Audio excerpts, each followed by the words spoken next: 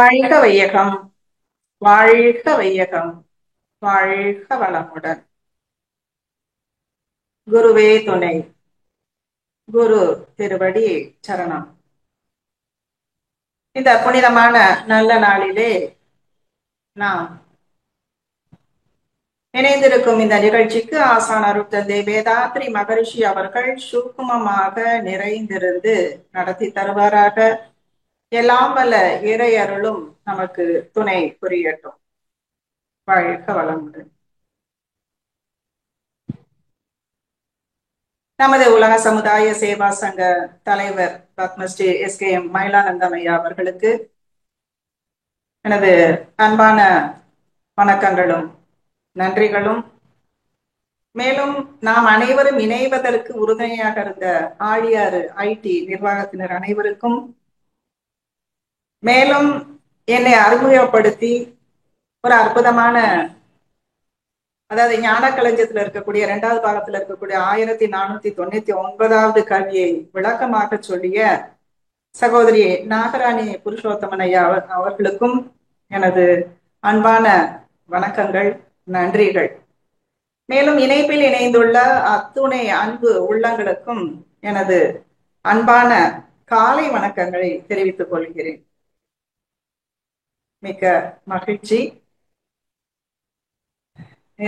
இன்னைக்கு நாம சிந்திப்பதற்கு முன்பு ஒரு கவியை சொல்லி நான் ஆரம்பிக்கிறேன்.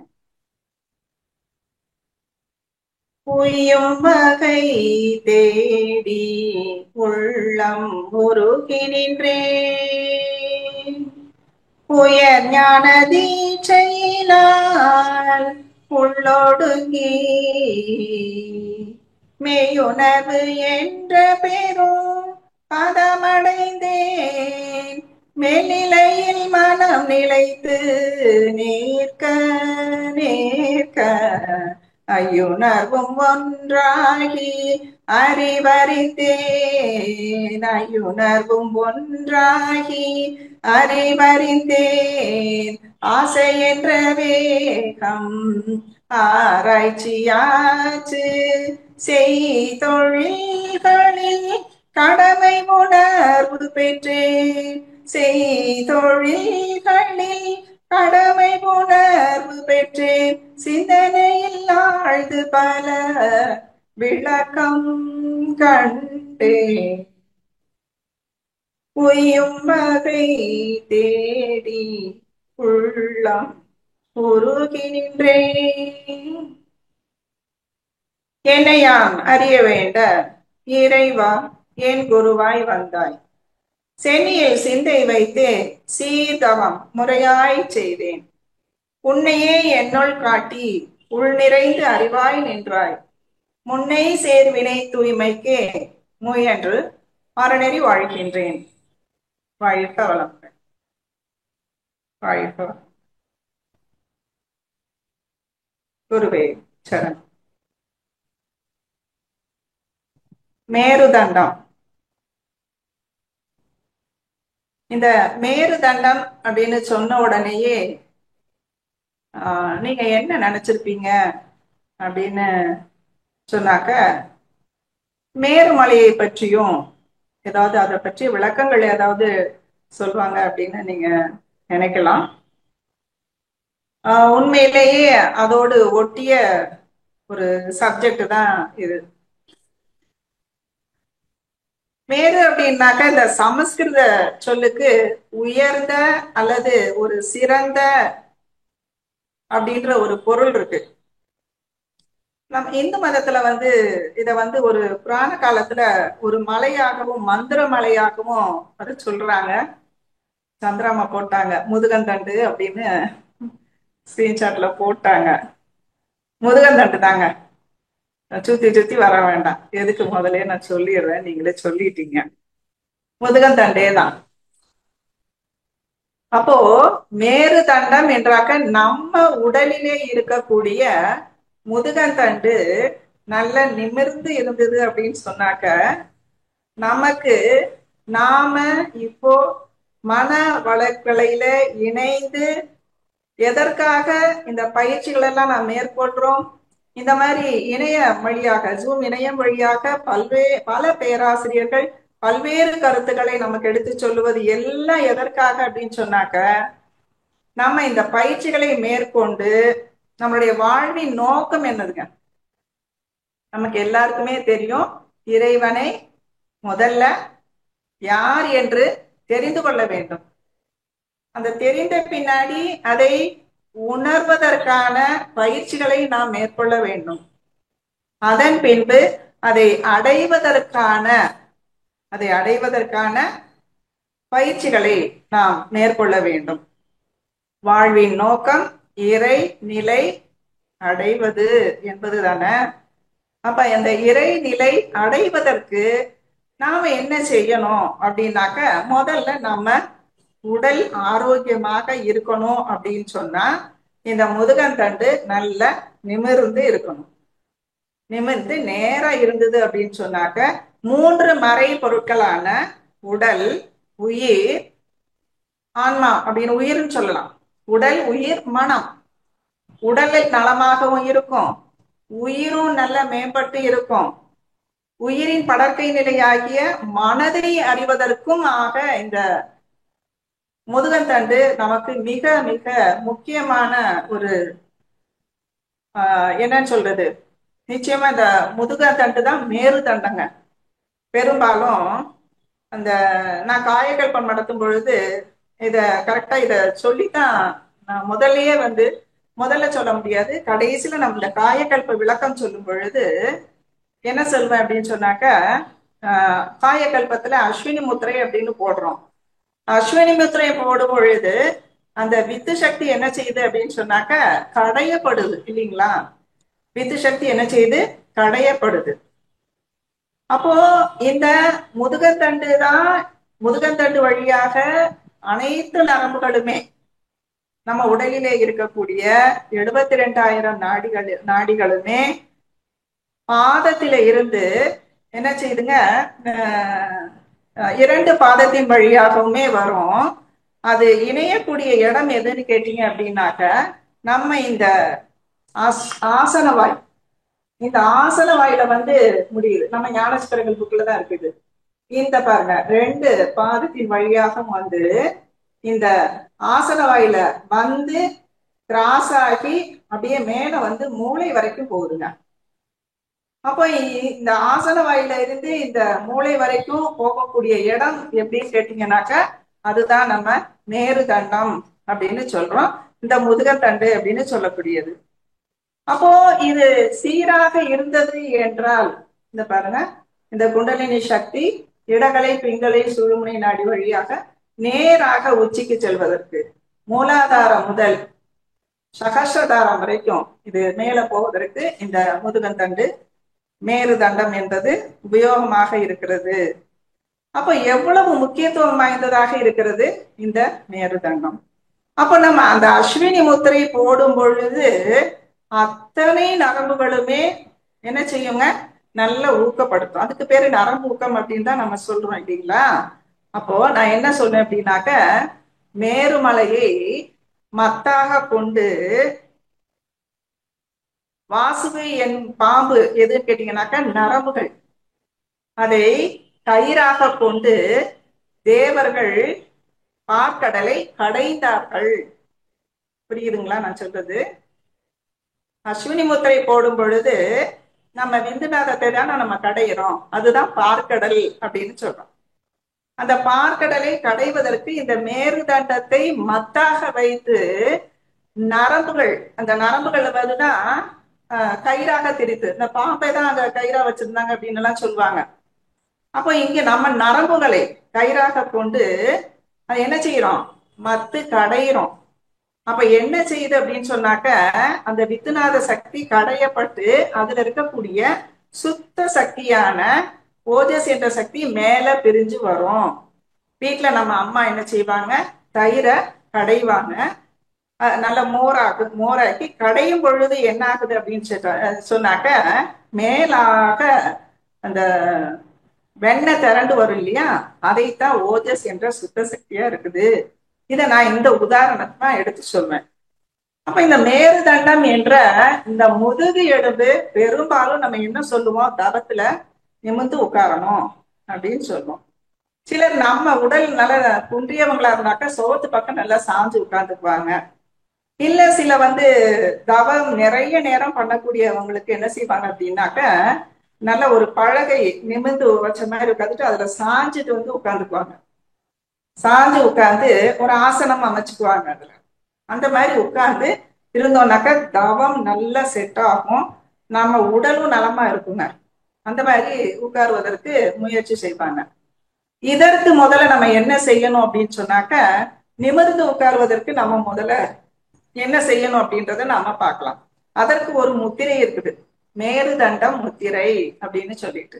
இந்த முதுகெலும்பு நிமிரணும்னாக்க நம்ம என்ன செய்யணும் அப்படின்னு சொன்னாக்க, இப்ப இந்த கை பார்த்தீங்களா, இந்த உள்ளங்கை ரெண்டுமே இப்படி 4 விரல்களுமே உள்ளங்கையை நோக்கி மடக்கணும். இந்த பெருவிரல் ரெண்டும் நேரா இருக்கணும். இது மேருதண்ட முத்திரை அப்படின்னு இதுக்கு பேருங்க. இந்த மேருதண்ட முத்திரை இப்படி நேரா வச்சுட்டு இந்த கை அப்படியே இந்த தொடைக்கு மேல வச்சு உட்கார்ந்தோம் அப்படின்னாக்க நல்லா நிமிர்ந்து இருக்கும் முதுகந்தண்டு. நீங்க இப்படி கூட வச்சு பாருங்களேன். எப்படி வச்சு பார்த்தீங்கன்னாக்க இந்த நல்ல இந்த என்னன்னு சொல்றது, மார்பகம் நல்ல விரியும், நுரையீரல் நல்ல விரியும். விரிஞ்சு என்ன செய்யுது அப்படின்னு சொன்னாக்க நமக்கு அந்த முதுகத்தண்டும் நல்லா விரிய ஆரம்பிக்குது. அப்ப இதுக்கு பேரு மேருதண்ட முத்திரை அப்படின்னு சொல்றாங்க. அழகா இதை பாத்தீங்க அப்படின்னாக்க இந்த முதல் நேரா விரியணும், இந்த விரலும் நேரா இருக்கணும், அழகா வளையாம பெருவிரலும் நேரா இருக்கணும். இப்படி நேரா இருந்துட்டாக்கா நிறைய என்ன சொல்லுவோம்னாக்க, சிலர் எக்ஸாம் எழுத போறாங்க அப்படின்னாக்க அவங்களுக்கு நம்ம என்ன சொல்லுவோம், best of luck, all the best அப்படின்னு சொல்றோம் இல்லைங்களா. அது இதனாலதான் இப்படி வச்சுக்கிட்டேனாக்க உனக்கு ஞாபக சக்தி நல்லா இருக்கும், நீ நல்லா எழுதுவ அப்படின்னு ஒரு சிம்பாலிக்கா நம்ம சொல்றதுதான். அப்ப அந்த மாதிரி பண்ணும் பொழுது என்ன ஆகுதுனாக்க, பிரெயின்ல இருந்து வர சிக்னல் குயிக்கா செல்லும். தினம் 2 வேளை நம்ம இதை செஞ்சோம் அப்படின்னாக்க நம்ம தலை, கழுத்து, தோள்பட்டை, கழுத்து, முதுகு, இடுப்பு எல்லாம் நேரா இருக்கும். இந்த முதுக தண்டுவட சுத்தி அப்படின்னு நம்ம பண்றோம் இல்லைங்களா, அதுவும் பண்ணும்போது பாத்தீங்கன்னா சில ரொம்ப இந்த குனிஞ்சு இப்படி உட்காருவாங்க. பெரும்பாலும் எனக்கு நிமிந்து உட்கார்ந்தே பழக்கமாயிருச்சு. அது அதனால வந்து நமக்கு தெரியல, சிலருக்கு அந்த மாதிரி உட்கார்ந்து பழக்கம் இல்லையே இல்லையா. இப்ப ஸ்கூல்ஸ்ல பெரும்பாலும் நடத்த போகும்போது என்ன செய்வாங்க அப்படின்னாக்கா, பிள்ளைங்க பாத்தீங்கன்னா கீழே உட்காரவே ரொம்ப சங்கடப்படுறாங்க, அதுலயும் ரொம்ப குனிஞ்சு உட்காருவாங்க. நிமிந்து உட்காருங்க அப்படின்னாக்க எல்லாம் ஒரு அடி நிமிந்து லெவலா பாத்தீங்கன்னாக்க எல்லாம் ஒரு அடி லெவலுக்கு உயர்வாங்க. அப்ப அப்படி உட்காரும் பொழுது பழக்கிட்டாக்கனாக்கா வந்துடும். அப்ப என்ன செய்யறோம் அப்படின்னு சொன்னாக்க, இந்த விரல் 90 டிகிரி நேரா இருக்கணும். நீங்க இந்த 4 விரல்களையும் உள்ளங்கை நோக்கி மடக்கிக்கிறீங்க, இப்படி பெருவிரலை நீட்டிக்கிறீங்க. அதே மாதிரி 2 கைகளையும் வச்சுட்டு இப்படி வைக்கும் போது வச்சீங்கன்னா நல்ல தோள்பட்டை நல்ல விரியும், மனம் லேசாவும் இருக்கும். இந்த தண்டுவடம் வந்து ஒரு டிரான்ஸ்ஃபார்மர் மாதிரி வச்சுக்கோங்க. அதுல இருந்து அனைத்து உறுப்புகளுக்குமே இந்த நரம்புகள் போய் சேருது இல்லைங்களா, அது எல்லாம் அதனுடைய வேலைகளை சீராக செய்வதற்கு இது ரொம்ப ரொம்ப ரொம்ப உறுதுணையாக இருக்குது. அப்போ இந்த தண்டம் அப்படின்னா இந்த மரத்தால் ஆன ஒரு ஊன்றுகோல் மாதிரி இருக்கும் பாத்தீங்களா, அதை பெரும்பாலும் முனிவர்கள் மகான்கள் வந்து இந்த பக்கத்துல இந்த மாதிரி வச்சுட்டு உட்கார்ந்துருப்பாங்க. காரணம் என்னன்னு கேட்டீங்க அப்படின்னாக்க, இந்த இடகலை பிங்களை மூச்சு சீராக இயங்குச்சு அப்படின்னு சொன்னாக்க இந்த சுஷும்னா நாடி சீராக இயங்கும். அப்படின்றதுனாலதான் அவ என்ன வச்சிருக்கிறாங்க அப்படின்னாக்க, சாதாரணமா பாத்தீங்கன்னாக்க முன்னால வேலைக்காரங்க பாத்தீங்க அப்படின்னாக்க அவங்க இடுப்புல துண்டு வச்சிருப்பாங்க. அந்த முதலாளிய பார்த்த உடனே என்ன செய்வாங்க அப்படின்னா, அந்த துண்டை எடுத்து உடனே இப்படி பக்கத்துல வச்சுக்கிட்டு, சாமி சொல்லுங்க, சாமி சொல்லுங்க எஜமா அப்படிம்பாங்க.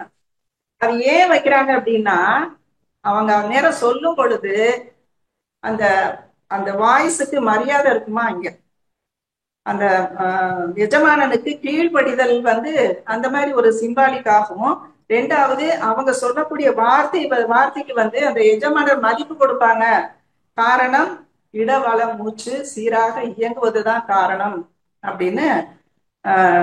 முன்னாடி எல்லாம் பாத்தீங்கன்னா மகான்கள் இங்க தண்டம் வச்சுக்கிட்டு இந்த மேர்வை நேராக வைத்து, முதுகந்தண்டை நேராக வைத்து பயிற்சி செய்வாங்க. அஹ் ரெண்டாவது எக்ஸாமு, இன்டர்வியூக்கு எல்லாம் போகும்போது ரொம்ப பதட்டமா இருக்கும் பார்த்தீங்களா? அந்த நேரத்துல வந்து நம்ம நிமிர்ந்து உட்கார்ந்து இந்த மேருதண்டம் முத்ரா அதை பண்ணிட்டு போனோம் அப்படின்னு சொன்னாக்க நிச்சயமாக அவங்களுக்கு அவங்க படிச்சது நல்ல ஞாபகத்துக்கு வரும். நினைச்ச காரியம் நல்ல நடக்கும் அவங்களுக்கு. இந்த குண்டலினி சக்தி நமக்கு மூலாதாரத்திலிருந்து சகசிராதாரத்துக்கு எளிமையாக போவதற்கும் நம்ம இந்த மேருதண்ட முத்திரையும் உபயோகமாக இருக்கிறது. நம்ம நிமிர்ந்து உட்காரும் பொழுது உடலில் உள்ள இந்த சக்கரங்கள் எல்லாம் சீராக இயங்குவதற்கும், சக்கரங்கள் என்று சொல்வது நம்ம எதை சொல்றோம் அப்படின்னாக்க நமக்கு இதெல்லாம் தெரியும். 9 மைய தவம் பண்றோம். அதுல மூலாதாரத்திலிருந்து டைரக்டா நமக்கு சாமிஜி தீட்சை கொடுக்கும் பொழுது ஆக்னிக்கு கொண்டு வந்து கொடுத்துட்டார். ஆனா இடையில இருக்கக்கூடிய அந்த சக்கரங்கள் எல்லாம் எப்ப இயங்கும் அப்படின்னு கேட்டீங்க அப்படின்னாக்க நாம நிமிர்ந்து உட்காரும் பொழுது அது சுவாதிஷ்டானமும் மணிபூரகமும் அநாகதமும் விஷுத்தியும் சீராக இயங்கக்கூடிய வல்லமை நமக்கு இருக்குது. அப்ப அந்த நேரடியாக அந்த உள்முக விழிப்புணர்வு அப்படின்றது நமக்கு கிடைக்குது. ரெண்டாவது கோபம் ஆத்திரம் இதெல்லாம் வரும் பொழுது நம்ம என்ன செய்யணும் அப்படின்னாக்க இந்த மேருதண்ட முத்திரையில உட்காந்துடணும். மேருதண்ட முத்திரையில உட்காந்துட்டோம் அப்படின்னாக்க இந்த கோபம் ஆத்திரம் பொறாமை இதெல்லாம் போயிடும். இன்ட்யூஷன் நல்லா கிடைக்கும். இந்த உள்முக விழிப்புணர்வு அப்படின்றது நமக்கு நல்லா கிடைக்கும். சுவாசம் நேரடியா வந்து மேலும் கீழும் செல்வதற்கு மிக மிக மிக மிக உதவியாக இருக்கும் அப்படின்றதுனால இதை சொல்லணும். இந்த மேருதண்ட முத்திரையில வந்து 3 வகை இருக்குதுங்க. மேருதண்ட முத்திரையில வந்து 3 வகை இருக்குது.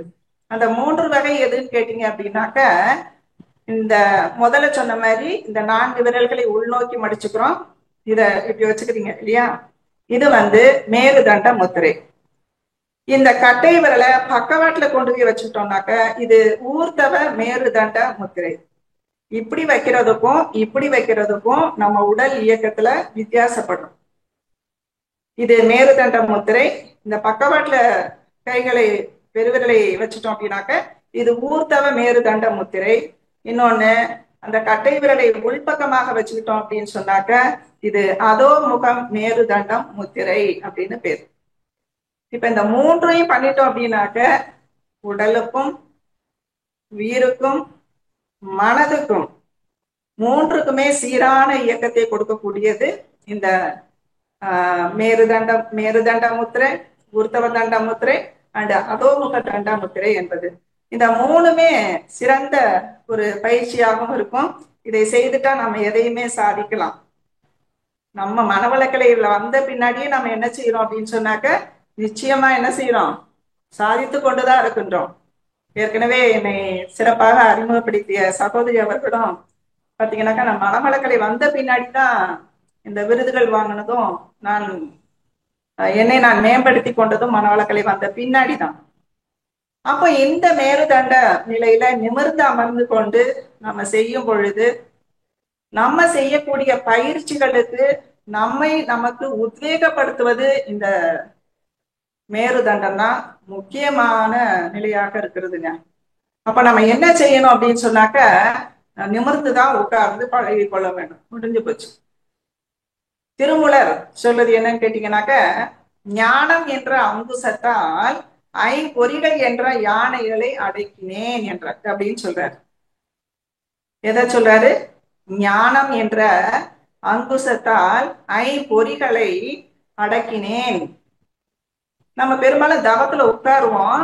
ஆனா என்ன செய்யுதுங்க, ஐம்பொறிகளான ஒண்ணு ஏதாவது கொசு வந்து நம்ம மேல உட்காருது அப்படின்னாக்கா அந்த உணர்வுல இருக்கணும், தோல் மேல. இல்லைனாக்கா ஏதாவது ஒரு வாசம் அடிச்சதுனாக்கா நம்ம நாவில எச்சில் ஊறும். ஏதாவது ஒரு ஓசை கேட்டுச்சுன்னா, அந்த பாட்டு கேட்டுச்சுன்னா அந்த பாட்டோட சேர்ந்து என்ன செய்யுங்க, நம்ம காது அதோட போயிடும், அந்த சத்தத்தோட இணைஞ்சிடும். இன்னொன்னு நம்ம ஏதாவது சத்தம் கேட்ட பின்னாடி யார் வர்ற அப்படின்னு கண்ணை திறந்தும் பார்ப்போம். இப்ப இந்த 5 பொறிகளை நாம அடக்க வேண்டும் என்பதற்காகத்தான் திருமூலர் அதையும் எடுத்து சொல்றாரு. புதமை சித்தர் என்ன சொல்றாரு அப்படின்னா, அடியாகிய மூலாதாரம் முதல் முடியாகிய 1000 இதழ் தாமரை வரை ஒளித்தூணாக நிற்பதை கண்டவர்கள் எது பெரிது என்று வாதாட மாட்டார்கள். எப்படின்னு பாருங்க. அடி முதல் அடியாகிய மூலாதாரம் முதல் முடியாகிய 1000 இதழ் தாமரை வரை ஒளித்தூணாக நிற்பதை கண்டவர்கள் எது பெரிது என்று வாதாட தேவையில்லை. ஏனென்றால் பெரியதை அவர்கள் கண்டுவிட்டார்கள். பெரியவர்கள் அதை கண்டவர்களே அப்படின்னு சொல்றார். இதை குதம்பை சித்தர் சொல்றாருங்க. அப்ப எல்லாவற்றுக்கும் முக்கியமாக இதை திருமூலரும் சரி நிறைய மகான்கள் சொல்லி இருக்கிறாங்க. இது இப்ப நம்ம பார்த்தது திருமூலர் சொன்னதும் குதம்பை சித்தர் சொன்னதையும் தான் நம்ம பார்க்கிறோம். சரிங்களா? சரி, இப்ப இதை நாம செய்வதற்கு ஒரு இது, அதாவது இந்த 5 புலன்களும் அடங்கி நாம தியானம் செய்யணும் அப்படின்னு சொல்லும் பொழுது பெரும்பாலும் நம்மளுடைய வாழ்வின் நோக்கம் என்ன எதுன்னு கேட்டோம் அப்படின்னு சொன்னாக்க, நான் ஏற்கனவே சொன்ன மாதிரி இறைநிலையை அடைவதற்காகத்தான், முக்தி அடைய வேண்டும். இந்த பிறவிலேயே நாம முக்தி அடைய வேண்டும் என்று எண்ணுறோம். எதனால? பாவ பதிவுகளை போக்கிக் கொள்வதற்காக. வினை பயனே தேகம் கண்டா என்று சொல்றாங்க இல்லையா? அந்த வினை பதிவுகள் எதனால வருது அப்படின்னாக்கா, இருக்குது அப்படின்னு தெரிஞ்சுக்கலாம்னாக்கா, உடலிலே நோய், உள்ளத்திலே களங்கம், மனதிலே குழப்பம், வாழ்க்கையிலே சிக்கல் இருக்கிறது என்பதை அந்த உணர்ந்து கொண்டோம்னாக்க நம்ம கிட்ட பதிவு இருக்குது அப்படின்னு தான் அர்த்தம் இல்லையா? அப்ப அந்த பதிவு இல்லை அப்படின்னு நம்ம சொல்ல முடியாது. அந்த பதிவை போக்கிக் கொள்வதற்காக தான் நம்ம வந்திருக்கிறோம். சரி, அந்த இறைநிலை என்பது எப்படி அப்படின்றத நம்ம பாக்குறோம். தெரியும், நமக்கு எல்லாருக்குமே தெரியும், எல்லாருமே இருக்கிறீங்க அதுல. சுத்த வெளியை, அதுதான் இறைவெளியாக நம்ம சொல்றோம். ஓகேங்களா? ஒரு சின்ன உங்களுக்கு இன்ட்ரெஸ்டிங்கா இருக்கிறதுக்கு ஒரு கதை மூலமா சொல்றேன். ஒரு அரசன் என்ன செஞ்சாரு அப்படின்னாக்க, அற்புதமா சொல்றாரு. தன் நாட்டு மக்கள்கிட்ட என்ன சொல்றாரு அப்படின்னா, நாளை முதல் அரண்மனை வாயில் திறந்திருக்கும். நாளை அரண்மனை வாயில் திறந்திருக்கும். மக்கள், அந்த ஊர் மக்கள் வந்து அரண்மனையில வந்து தங்களுக்கு தேவையானவை அத்தனையும் எடுத்துக்கொள்ளலாம் அப்படின்றாரு. இது ரொம்ப சந்தோஷமா இல்ல நம்ம கேட்கவே? விட்டா அரண்மனைக்குள்ள விட்டா எதெல்லாம் எடுக்கலாம் இல்லையா? மறுநாள் பாத்தீங்க அப்படின்னாக்கா அரண்மனை திறந்திருக்குது. எல்லாரும் போய் என்ன செய்யறாங்க அப்படின்னாக்கா, வைரங்கள், வைடூரியங்கள் எல்லாத்தையும் எடுத்துட்டு போறாங்க. அங்க இருக்கக்கூடிய விலை உயர்ந்த எல்லாம் இருக்கும் இல்லைங்களா, எல்லாத்தையுமே என்னென்னலாம் விலை உயர்ந்தா இருக்கா அதெல்லாத்தையும் எடுத்துட்டு வெளியே கிளம்புறாங்க. ஆனா ஒரே ஒருத்தர் மட்டும் என்ன செய்யறாரு அப்படின்னாக்க, வேகமா வந்து அரசனை தொட்டுட்டு போயிடுறாரு. இதுல இருந்து என்ன விளங்குது? அரசனை தொட்டு விட்டால் அரசனுக்கு சொந்தமான அத்தனையுமே தனக்கு சொந்தமாகிவிடும் என்றுதானே அர்த்தம் இல்லையா? நாம இப்ப எப்படி இருக்கிறோம்? நம்மளையும் இந்த மாதிரி செஞ்சுட்டாங்க அப்படின்னாக்க, ஒரு அரண்மனையை திறந்து விட்டுட்டு நீ எல்லாத்தையும் எடுத்துட்டு போ அப்படின்னு சொன்னாங்கன்னாக்க, நாம என்ன செய்வோம் அப்படின்னாக்க, என்ன செய்வோம்? இப்படித்தான் அங்க இருக்கக்கூடிய வைரம், வைடூரியம் எல்லாத்தையும் எடுத்துக்கிட்டு, வேற என்ன விலை உயர்ந்த பொருட்கள் இருக்கும், அதை வர்ணிக்கவே முடியாது. அரண்மனையில என்னென்னலாம் இருக்கும் இல்லையா? அதைத்தான் நாடி போவோமே தவிர மெயினா இருக்கிற அந்த அரசனை தொட மாட்டோம். அதே போலத்தான் நாம என்ன செய்யறோம்? அப்பப்போ இந்த 5 புலன்களின் வழியாக தடுமாறி போகிறோம். தடமாறி போய்தான் இதுதான் உயர்ந்தது அப்படின்னு போயிடுறோம். நாம தொட வேண்டிய நம்மளுடைய நோக்கம் என்ன? இறைநிலையை தொட்டுட்டா போதும், நமக்கு தேவையானது அத்தனையும் நமக்கு கிடைச்சிடும். அந்த இறைநிலை என்ற உணர்வு நமக்கு உணர்த்துவதற்காக ஒரு மகான் நமக்கு கிடைச்சிட்டார். அடுத்தது வேதாத்திரி மகரிஷி அவர்கள் நமக்கு கிடைச்சிட்டாங்க.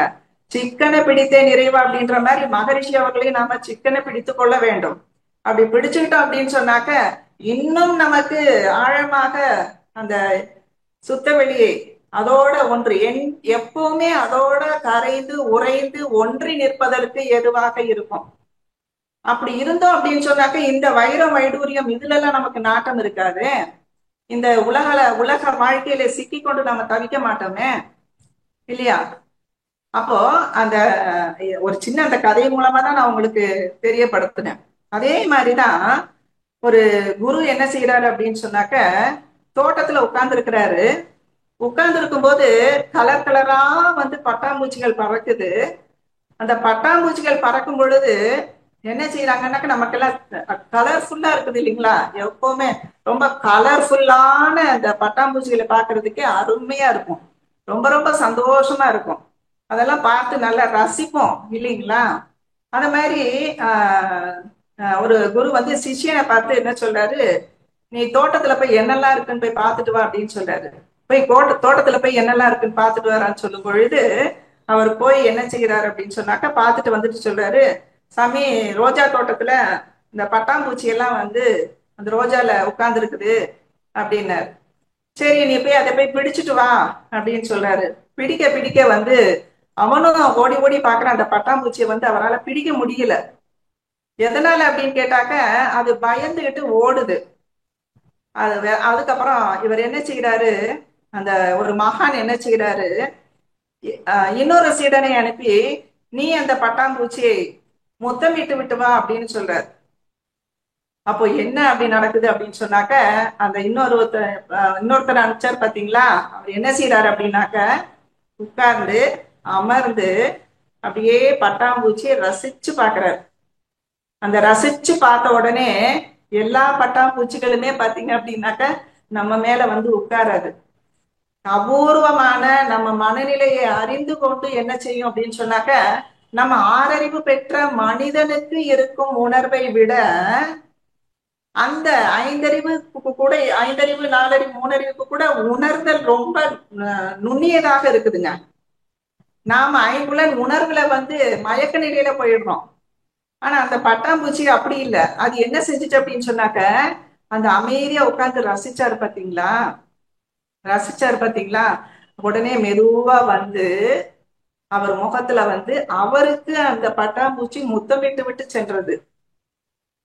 அப்ப என்ன, நம்ம உணர்வுக்கு ஏற்ற மாதிரி அந்த பறவை கூட, அந்த பட்டாம்பூச்சி கூட பாத்தீங்க அப்படின்னு சொன்னாக்க நம்ம உணர்வுக்கு ஏற்ற மாதிரி நம்மை வந்து அடைகிறது அப்படின்னு சொன்னாக்க, நம்மளுடைய நோக்கம் எப்படியா இருக்கணுங்க, எப்படியா இருக்கணும், இறை உணர்வோட இருந்தது அப்படின்னு சொன்னாக்க நிச்சயமாக நீ தேடிக்கொண்டிருப்பதும் உன்னை தேடிக்கொண்டிருக்கிறது என்று ஒரு அற்புதமான வாசகம் எனக்கு ரொம்ப பிடிச்ச வாசகம். நீ தேடி சென்றால் அது ஓடியது, ஆனால் நான் நேசித்தேன், அது என்னை தேடி வந்தது அப்படின்னு சொல்றாரு அந்த குரு. அப்படித்தானே? அப்ப அது நம்ம நேசிக்கணும். முதல்ல நம்மை நாமே நேசிக்க கற்றுக்கொள்ள வேண்டும். நம் உடல் உறுப்புகளுக்கு நாம மதிப்பு கொடுக்க கற்றுக்கொள்ள வேண்டும். அதுக்கப்புறமா அடுத்ததா போய்க்கலாம். இறைநிலை உணர்வுக்கு நாம முதல்ல நல்லா இருக்கணும் இல்லைங்களா? அப்போ அந்த மாதிரி சில நேரங்களிலே வந்து நாம் நம்மை நேசிப்பதிலிருந்து தவறி விடுகிறோம். அதற்கு காரணம் என்னன்னு கேட்டீங்கன்னாக்க, உடல் நலத்தில் குறைபாடு இருந்தால், மன நலத்தில் குறைபாடு இருந்தால், உயிர் வளத்தில் குறைபாடு இருந்தால், இந்த மூன்றுமே சிறப்பாக இருப்பதற்கு இந்த மேரு தண்டம் என்பது நல்லா இருந்தது அப்படின்னு சொன்னாக்க நிச்சயமாக உடலையும் மூன்று மறைப்பொருட்கள் என்று எதை சொல்றாங்க, உடல் உயிர் மனம் இல்லைங்களா? இந்த மூன்றையுமே நாம சிறப்பாக பேணுவதற்கு இந்த மேரு தண்டம் என்பதை நிமிர்ந்து அமர்ந்து கொண்டு இருந்தோம் அப்படின்னு சொன்னாக்க, இன்னொன்னு பிளஸ் நான் சொன்ன இந்த மேரு தண்டம் முத்திரை செய்தோம் அப்படின்னாக்க நமக்கு நாம் சாதிக்கலாம். எக்ஸாமுக்கு போற பிள்ளைங்களுக்கு நீங்க நல்லா சொல்லுங்க, ஓ இப்ப எல்லாம் எக்ஸாம் டைம் தானங்க, +2க்கு முடிஞ்சிருச்சு, மற்ற பசங்களுக்கு இப்பதான் 6th 7th எல்லாம் இன்னைக்குதான் ஆரம்பிச்சிருக்குன்னு நினைக்கிறேன். நீங்க சொல்லி கொடுங்க அவங்களுக்கு, இந்த மேருதண்ட முத்திரை சொல்லி கொடுங்க. பட் அதை செய்யும் பொழுது ஒரே ஒரு நிமிஷம் சின் முத்திரை வச்சுக்கிட்டு முதல்ல சங்கல்பம் மேற்கொள்ள வேண்டும். சின்முத்திரை வைத்துக் கொண்டு நான் இப்பொழுது எக்ஸாம் எழுத போறேன், வீட்லயே அதை பண்ண சொல்லி சொல்லுங்க, எக்ஸாம் எழுத போறேன், இந்த முத்திரையை பண்ணிட்டு போகும் பொழுது நான் நல்லா எக்ஸாம் எழுதணும் நமக்கு மனசுல சங்கல்பம் பண்ணி கொண்டு, சங்கல்பம் பண்ணின பின்னாடி என்ன செய்றீங்க அப்படின்னு சொன்னாக்க, நீங்க இந்த முத்திராக்களை, அதாவது இது வந்து மேருதண்ட முத்திரா அப்படின்றது வந்து ஒரு மேருதண்ட முத்திரா ஒரு 20 மூச்சு வரைக்கும், ஓகேங்களா? ஊர்த்தவ மேருதண்ட முத்திரை ஒரு 20 மூச்சு நேரம் வரைக்கும். அடுத்தது அதோமுக மேருதண்ட முத்திரா ஒரு 20 மூச்சு நேரம் வரைக்கும். இந்த மூணையும் பண்ணிட்டு போக சொல்லுங்க. கொஞ்சம் இந்த விரல்களை இப்படி பிரஸ் பண்ண சொல்லிக்கங்க. சரியா? பிரஸ் பண்ணிட்டு இப்படி நேரா வச்சுட்டீங்க அப்படின்னு சொன்னாக்க ரொம்ப அற்புதமான பலன் அப்படின்றது கிடைக்கிறது. நாமும் தவம் செய்வதற்கு முன்பு இந்த கைகளை இப்படி வச்சுட்டு இந்த தொடமையில இந்த கைகளை வச்சு பாருங்களேன், நல்ல ஜம்முன்னு உட்கார்ந்த மாதிரி நல்லா இருக்கும். அத நல்ல தவமும் நமக்கு நல்லா கிடைக்குதுங்க. சரி, இப்ப வந்து இந்த நிலையில இன்னும் ஒரு உதாரணத்துக்கு எடுத்து சொல்லணும் அப்படின்னு சொன்னாக்க, ஒரு யோகி கடற்கரையில உட்கார்ந்து இருக்கிறார். கடற்கரையில உட்கார்ந்து இருக்கும்போது தியானம் பண்ணிட்டு இருக்கும்போது அவரை சுற்றிலும் வந்து நிறைய பறவைகள் சுற்றி சுற்றி வந்து கொண்டே இருக்குங்க. எதனால அப்படின்னாக்க அந்த அலை சுழலே வந்து ஒரு வித்தியாசமா இருக்கும், நல்லா இருக்கும் அப்படின்னு சொல்லும்போது அந்த பறவைகள் வந்து அவரை சுற்றி கொண்டே இருக்கும். அப்படி சுற்றி கொண்டே இருக்கும் பொழுது என்ன ஆகுது, ஒரு நாள் அந்த தியானம் பண்ணக்கூடியவரோட பேரன் வந்தான். பேரன் வந்துட்டு என்ன சொல்றான் அப்படின்னு சொன்னாக்க, தாத்தா தாத்தா நிறைய பறவை போகுது இல்ல, அந்த பறவையில வந்து ஒன்ன வந்து எனக்கு பிடிச்சு கொடுங்க தாத்தா அப்படின்னு சொல்லிட்டு இருக்கிறான். உடனே அவருடைய கவனம் என்ன ஆச்சுங்க, சரி நாளைக்கு நாம தியானம் பண்ணும்போது நம்ம சுத்தி பறவை வரும் இல்லையா, நாம பிடிச்சு கொடுக்கலாம் அப்படின்னு நினைச்சு தியானம் உட்கார்றாரு. ஓகேவா? முதல்ல அவரு நல்ல மனம் ஒன்றி நேசித்த மனப்பான்மையோட, பறவைகளை நேசிக்கும் மனப்பான்மையோட தியானம் பண்ணாரு. அப்ப அவரை சுற்றிலும் பறவைகளை சுற்றி சுற்றி வந்தது. இப்ப என்ன நோக்கத்தோட உட்கார்ந்து இருக்கிறாருங்க, நான் பேர ஆசையோட கேட்டா இல்லைங்களா, அந்த பறவையை நம்ம பிடிச்சு கொடுக்கலாம் அப்படின்ற எண்ணத்தோட உட்கார்ந்த உடனேயே என்ன செஞ்சாரு அப்படின்னு சொன்னாக்க, உட்கார்ந்தாரு. அவரை சுத்திலும் பாத்தீங்கன்னாக்க ஒரு பறவை கூட அன்னைக்கு வரவே இல்லை. அவர் கடற்கரை தியானத்துல மனம் புறத்தே தான் அலைந்து கொண்டிருந்தது, அகத்தே போகவே இல்லை. ஆனால் பறவைகளோ அவரின் அக நோக்கத்தை புரிந்து கொண்டது. அக நோக்கத்தை புரிந்து கொண்டு அவர் அருகில வரவே இல்லை, வரவே இல்லை. யோகி உடனே என்ன சொன்னாரு அப்படின்னாக்க, புரிந்து கொண்டார். அந்த பையன்ட்ட பேரண்ட்ட சொல்றாரு, பறவைகள்கிட்ட மன்னிப்பு கேட்டுக்கோ, நீங்க பறவைகிட்ட மன்னிப்பு கேட்டுக்கோ அப்படின்னு சொன்ன உடனே அந்த பையன், என்னோட எண்ணத்தை கைவிடுறேன், உன்கிட்ட மன்னிப்பு கேட்டுக்கிறேன் அப்படின்னு சொல்லிட்டு மன்னிப்பு கேட்டுட்டான். மன்னிப்பு கேட்ட அடுத்த நிமிடமே பாத்தீங்க அப்படின்னாக்கா அந்த யோகியை சுற்றிலும் அந்த பறவைகள் வட்டமிட்டன. இப்ப இதுல இருந்து என்ன தெரியுதுங்க, அந்த உணர்வுகள் என்பது என்னன்னு பாத்தீங்க அப்படின்னாக்க, நாம் ஆறறிவு பெற்ற மனிதனை விட அந்த பறவைகள் பாத்தீங்கன்னாக்க நுணுகி ஆராயம் இருக்கும். காக்கை நோக்கரியும் கொக்கு டப்பரியும் சொல்லுவாங்க. காக்கை நோக்கை அறியும். உட்கார்ந்துருக்கோம், காக்கா உட்கார்ந்து இருக்குங்க, நம்ம உணவு போட போறோம் அப்படின்னாக்க ரொம்ப சந்தோஷமா உட்கார்ந்துட்டு இருக்கோம். நம்ம அந்த நோக்கும் பொழுது அதை துரத்துவதற்கு போறோம் அப்படின்னு உடனே உடனே பறந்து போயிடும். ஆனா கொக்கு என்ன அப்படின்னு பாத்தீங்களா, சத்தம் கேட்டாதான், ஒரு சத்தம் வெடி சத்தமோ ஏதோ ஒரு சத்தம் கேட்டாதான் என்ன செய்யும், ஓடி போகும். அதை சொல்லுவாங்க, அது இப்பதான் ஞாபகத்துக்கு வருது, காக்கை நோக்கரியும் கொக்கு டப்பரியும் அப்படின்னு சொல்லுவாங்க. அப்போ உடலும் உயிரும் மனமும் பாத்தீங்க அப்படின்னாக்க அந்த அலையில இல்லாம நிலையில இருக்கும் பொழுதுதான் அனைவருமே நம்மை நேசிப்பார்கள். சரிங்களா? இப்போ நம்ம நம்மை பேணி கொள்ள வேண்டும் இல்லையா? நம்மை பேணி கொள்வதற்கு ஒரு சின்ன எளிமையான ஒரு ஜெயின் புத்தகத்துல இருந்ததுங்க. ஒரு ஜெயின் புத்தகத்துல இருந்த அந்த புத்தகத்தினுடைய தலைப்பு என்னன்னு கேட்டீங்கன்னாக்க, எளிமையாக வாழும் கலை. எளிமையாக வாழும் கலை அப்படின்னு சொல்றாங்க. அதுல வீட்டுல மாடியில, நம்ம மொட்டை மாடியில நம்ம செடிகள் எல்லாம் வளர்க்குறோம் இல்லைங்களா, அப்ப எவ்வளவு சந்தோஷம் வருது. அதுக்கு தண்ணி ஊத்தும் போதெல்லாம் சந்தோஷமா தண்ணி ஊத்துறோம். அதுக்கப்புறம் அதுல இருந்து ஒரு விதைகளை போட்ட பின்னாடி அதுல இருந்து முளை வரும், அதை பார்த்த உடனே ஒரு சந்தோஷம். அதுல ஒரு கிளை விட்டுச்சு அப்படின்னு சொன்னாக்க அது ஒரு சந்தோஷம். அதுல ஒரு பூ பூத்துருச்சு அப்படின்னு சொன்னாக்க, அது ஒரு ரோஜா பூ பூத்துருச்சு அப்படின்னு சொன்னாக்க, எத்தனையோ ரோஜாக்களை பார்த்திருந்தாலும் நம்ம வீட்டுல நம்ம தொட்டியில வச்ச செடியில வளர்த்த அந்த பூவை பார்த்ததுமே நமக்கு எப்படி இருக்குதுன்னாக்க எவ்வளோ சந்தோஷமா இருக்கு. அதே மாதிரி கடையில வாங்கக்கூடிய அந்த பூவுக்கும் நம்ம வீட்டுல வளர்ந்த அந்த பூவை பார்க்கும் பொழுது எவ்வளவு மகிழ்ச்சியா இருக்குது இல்லையா? அவ்வளோ சந்தோஷப்படுறோம் நம்ம. அதே போல நம்ம வீட்டு தோட்டத்துல காய்கறி எல்லாம் வைக்கிறோம், காய்கறி செடி எல்லாம் வைக்கிறோம்னு வச்சுக்கோங்க. அதுல ஒரு தக்காளி வந்துருச்சு, தக்காளி பழம் அதுல வந்து காய்ச்சிருச்சு அப்படின்னு சொன்னாக்க அதை பார்த்ததுமே நமக்கு அது ஒரு ஒரு சந்தோஷம். எப்படி நான் பிறர் வளர்த்த பூத்த அந்த வளர்த்து பிறர் வளர்த்த அந்த செடியில பூக்கக்கூடிய பூவிற்கும் நாமே வளர்த்த செடியில பூக்கக்கூடிய பூவுக்கும் நாம் பார்க்கும் பொழுது எவ்வளவு வித்தியாசம் தெரியுது. அதே போல தக்காளி வாங்குறோம், அந்த வாங்கும் பொழுது ஒரு சாதாரணமா வாங்குறோம். நம்ம வீட்டுல நம்ம வீட்டு தோட்டத்துல மாடியில தோட்டத்துல வளர்த்த அந்த தக்காளியை கையில வச்சுட்டு அவ்வளவு சந்தோஷமா பாக்குறோம். எவ்வளவு அக்கறை வைக்கிறோம் இல்லைங்களா? அது வாடி போச்சு அப்படின்னாக்க தண்ணி ஊத்துறது, அதற்கு உரம், இயற்கை உரம் இடுவது, இதையெல்லாம் வைக்கிறோம். ஒரு அக்கறையோட பார்த்துட்டோம் அப்படின்னு சொன்னாக்க, அக்கறையா பார்த்துட்டு வளர்க்கும் போது அதுக்கு ஏத்தா போல நம்ம அக்கறை அதன் மேல செலுத்தினா அது நமக்கு அக்கறையோட நல்ல பழங்களை கொடுக்கிறது. நல்லா புரிஞ்சுக்கங்க. நாம பிறர் மேல அக்கறை கொண்டால் அவர்கள் நம்ம மேல அக்கறை கொள்வாங்க.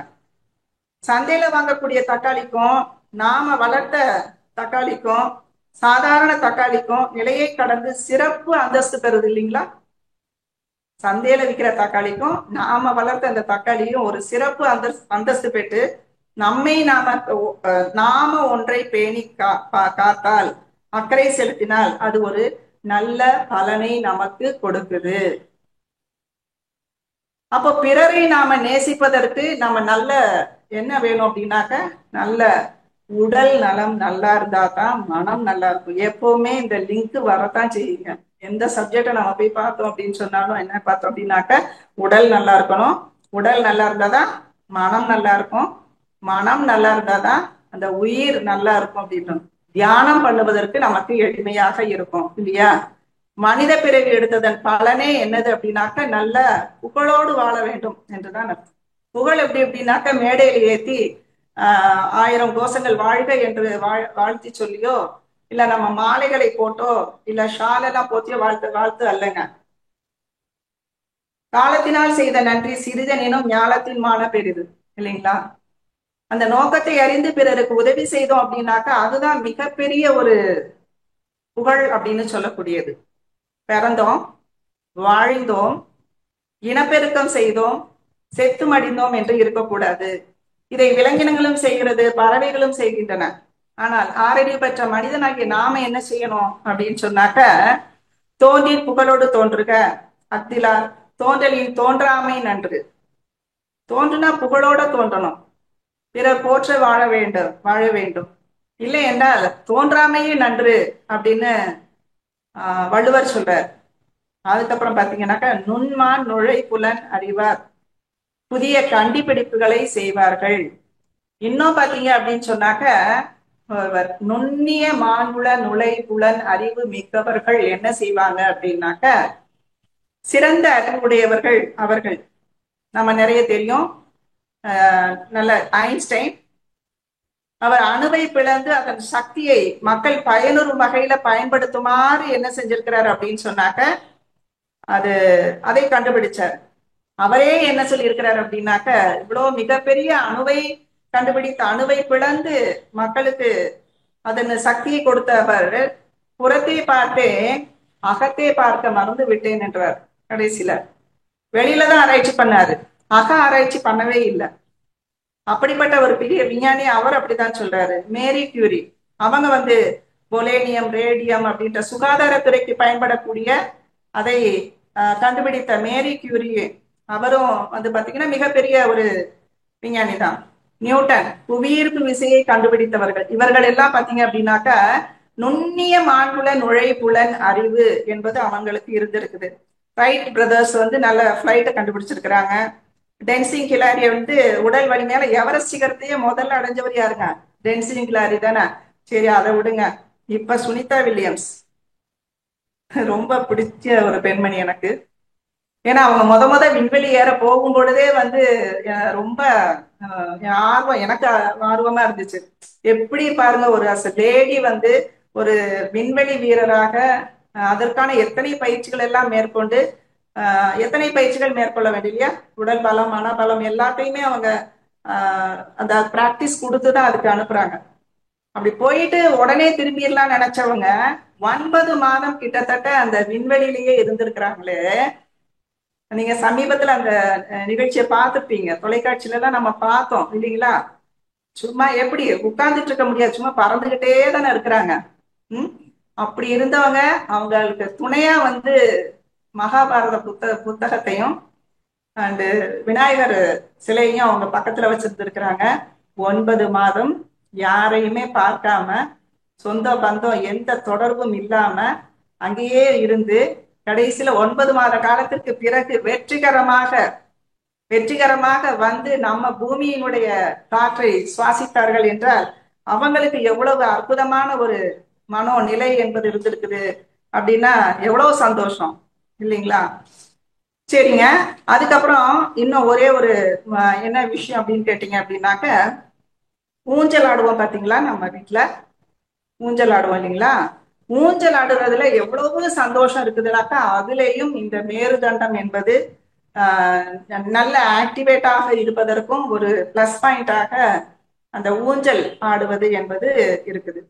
நாம பெரும்பாலும் முந்தி காலத்துல எல்லாம் பாத்தீங்கன்னாக்க ஒவ்வொரு வீட்லயுமே வந்து மரப்பலகையில வச்சு சங்கிலியால கட்டியிருப்பாங்க. சங்கிலியால 4 பக்கமே பிடிச்சு பெரிய மரப்பலகையில ஊஞ்சல் இருக்கும். இப்ப சுருங்கி சுருங்கி சுருங்கி சின்னதா வலையில பின்ன அந்த ஊஞ்சலாட்டம் ஆடுற தெரு ஓரத்துல கூட விற்க ஆரம்பிச்சிட்டாங்க. ஆனா அந்த மரப்பலகையில அந்த ஊஞ்சல் ஆடுறது முன்பெல்லாம் ஊருக்கு வெளியே என்ன செய்வோம், ஆலமரத்துல ஆலமரத்துல ஊஞ்சல் கட்டி பெண்கள் என்ன செய்வாங்க, ஆனந்தமா ஆடுவாங்க. எப்படி ஆடுவாங்க அப்படின்னு சொன்னாக்க, படிப்படியா இப்ப குறைஞ்சு போச்சு. ஆலமரமாவது விழுதாவது, அது விழுந்துகிட்டே போகுது அப்படின்ற மாதிரி நம்ம அதை கண்டும் காணாமலும் போய்கிட்டே இருக்கிறோம். அதை பிடிச்சு, ஆனா எங்கேயாவது பார்த்தா நான் ஆசையா இருக்கும், பிடிச்சு ஒரு டாட்டா ஆடிடலாமா அப்படின்னு கூட தோணும். பட் அது முடியறது இல்லை, பண்றது இல்லை. பட் அந்த ஊஞ்சல் ஆடுவதனால மனதுல இருக்கக்கூடிய எதிர்மறை எண்ணங்கள் மறைந்து போகும். நேர்மறை எண்ணங்கள் என்ன செய்யும், நமக்கு வரும். திருமணங்கள்ல ஊஞ்சல் ஆடுறது அப்படின்ற ஒரு விசேஷமே இருந்ததுங்க. ஊஞ்சல் ஆடுறது அப்படின்றது அந்த அடிப்படையிலேயே அந்த நடத்தப்பட்டுச்சு. ஊஞ்சல் ஆடுவதுல மனச்சோர்வு நீங்கி உடல் உற்சாகம் பெறுங்க. உண்மையாவே நடக்கும். நேராக அதுல என்ன செய்யறோம், நேரா அமர்ந்துக்கிட்டு என்ன செய்யறோம், இந்த பக்கம் சங்கிலியை இதை பிடிச்சுக்கிறோம், இந்த பக்கம் இந்த சங்கிலியை பிடிச்சுக்கிறோம். இந்த 2 சங்கிலியும் இதை பிடிச்சுக்கிட்டு நேரா உட்காந்து 2 சங்கிலி பிடிச்சுக்கிட்டதுனால வேகமா ஆடும்போது என்ன ஆகுதுன்னாக்க அந்த முதுகந்தண்டுக்கு ரத்த ஓட்டம் நல்லா போகுது. ரத்த ஓட்டமும் நல்லா போகுது. எல்லா ஓட்டங்களும் சீராக ஓடி நமக்கு என்ன கொடுக்குது அப்படின்னு சொன்னாக்க மூளை சுறுசுறுப்படையுதுங்க. மூளை வந்து சுறுசுறுப்படையுது.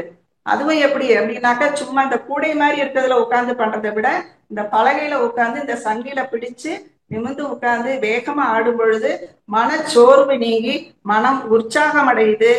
இந்த கம்ப்யூட்டர்ல கணக்குல உட்கார்ந்து முதுகந்தண்டு வளைஞ்சு இருக்கிறாங்க பாத்தீங்களா, அவங்க எல்லாம் வந்து இந்த பெண்கள் எல்லாம் இந்த ஊஞ்சல் பயிற்சியை வந்து தினமும் செஞ்சாங்க அப்படின்னாக்க இந்த முதுக தண்டுவடம் நல்ல நேரா இருக்கும். அதாவது மேரு தண்டம் என்பது நேராக இருக்கும். இதயத்திற்கு ரத்தம் சுறுசுறுப்பா போகும். அதனால என்ன ஆகும் அப்படின்னு சொன்னாக்க நல்ல பிராணவாயுவை நமக்கு கொடுத்து சீராக இயங்க செய்யும். தினமும் தோட்டத்துல என்ன செய்யணும் அப்படின்னு சொன்னாக்க ஊஞ்சல் ஆடுபவர்களுக்கு இந்த இதய நோய் கட்டுப்படும். அதனால முடிந்த அளவு நம்ம என்ன செய்யலாம், இந்த வசதி இருக்கிறவங்க என்ன செய்யலாம், இந்த ஊஞ்சல் கட்டி அதுல ஆடுவதற்கு மனச்சோர்வு நீங்கும், நம்ம உடம்புல உற்சாகம் பெருகும், நல்ல சக்தி பெருகும், மனச்சோர்வு நீங்கும், நேர்மறையான எண்ணம் வரும், எதிர்மறை எண்ணங்கள் நமக்கு கிடைக்காது. சாப்பிட்ட உடனே 1/2 மணி நேரம் மிதமான வேகத்துல அந்த ஊஞ்சல் ஆடுவது நல்லது.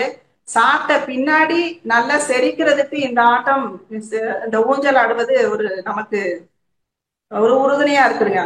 ரெண்டாவது கோபம் வருதுன்னு வச்சுக்கோங்க, வீட்டுல இருக்கக்கூடிய கணவனோ மனைவியோ இல்ல குழந்தைகள்கிட்டயோ நமக்கு கோபம் வருதுன்னு வச்சுக்கோங்க, அந்த மாதிரி கோபம் வரும் நேரத்துல வந்து பேசாம அந்த ஊஞ்சல்ல போய் உட்கார்ந்து நல்லா இந்த சங்கிலியை பிடிச்சிட்டு, இதுவும் ஒரு மேருதண்ட முத்திரையா ஆயிருதா, இந்த சங்கிலியை பிடிச்சுக்கிட்டு நல்லா நேரா உட்காந்துட்டு நல்லா ஊஞ்சல் ஆடுறோம், வேகமா ஆடுறோம். உடனே என்ன செய்யும் தெரியுங்களா, கோபம் போயிடும், மனம் உற்சாகம் ஆயிடும், சந்தோஷமா இருக்கும். வெளியில் சுற்றி அலைஞ்சிட்டு வந்து ஊஞ்சல உட்கார்ந்து கண்ணை மூடி தலையை சற்று மேலே உயர்த்தி ரெண்டு கைகளையுமே ஊஞ்சல் பலைகளை பதிய வச்சு, இந்த ரெண்டு கையிலுமே ஊஞ்சல் கையில பதிய வச்சு தலையை நல்லா மேல நிமிர்ந்துட்டு நல்லா ஸ்விங் பண்ணோம் அப்படின்னாக்க, ஊஞ்சல் ஆடணும் அப்படின்னு சொன்னாக்க நிச்சயமாக அந்த உடல்ல இருக்கக்கூடிய சோர்வு நீங்கி நிம்மதி ஏற்படும். பழைய காலத்துல எல்லா வீடுகளிலேயுமே வரவேற்பறையில ஊஞ்சல் கட்டி வச்சிருப்பாங்க. ரிசப்ஷன்லயே ஒரு ஊஞ்சல் இருக்கும். நான் சொல்லக்கூடிய ஊஞ்சல் மரப்பலகை ஊஞ்சல். அதுதான் உண்மையான நல்ல ஆடக்கூடிய ஊஞ்சல். இல்லையா, இந்த ஆலமரத்துல கூட நீங்க வந்து ஆலமர விழுதை கூட ரெண்டாவது கட்டி அதுல உட்கார்ந்தாலும் பாத்தீங்கன்னாக்க இந்த ரெண்டு கையும் இதுல பிடிச்சுக்குவோம் இல்லையா. ஆனா இப்ப வருது பாத்தீங்களா, பேம்பூல வரக்கூடியது வந்து சும்மா அதுல உட்கார்ந்துட்டு அப்படியே ஆடுறோம், கையை வந்து நம்ம பிடிக்க மாட்டேன்றோம். அப்படி ஆடும் பொழுது பாத்தீங்க அப்படின்னு சொன்னாக்க நிச்சயமாக நம்ம உடலிலே நல்ல மாற்றம் என்பது ஏற்படுகிறது. நமக்கு நம்பிக்கை நம்ம மனதுல பிறக்குதுங்க. சுப காரியங்களை பற்றி பேசும்போது, முந்தியெல்லாம் சுப காரியங்களை பற்றி பேசும் பொழுது ஊஞ்சல உட்கார்ந்துதான் பெரியவங்க எல்லாம் பேசுவாங்க. அப்படி பேசும் பொழுது அந்த அந்த அதற்கான சுப காரியங்கள் நடப்பதற்கு, வெற்றிகரமாக நடப்பதற்கு இது மிகவும் உபயோகமாக இருக்கிறது என்பதனால நாம இதெல்லாம் நம்ம செய்யறோம். மேலும் நம்ம தியானத்துல உயர்ந்து தியானம் ஆழ்ந்து செய்வதற்கு நம்ம இந்த மேருதண்டம் என்பது மிகவும் நமக்கு உறுதுணையாக இருக்கிறது.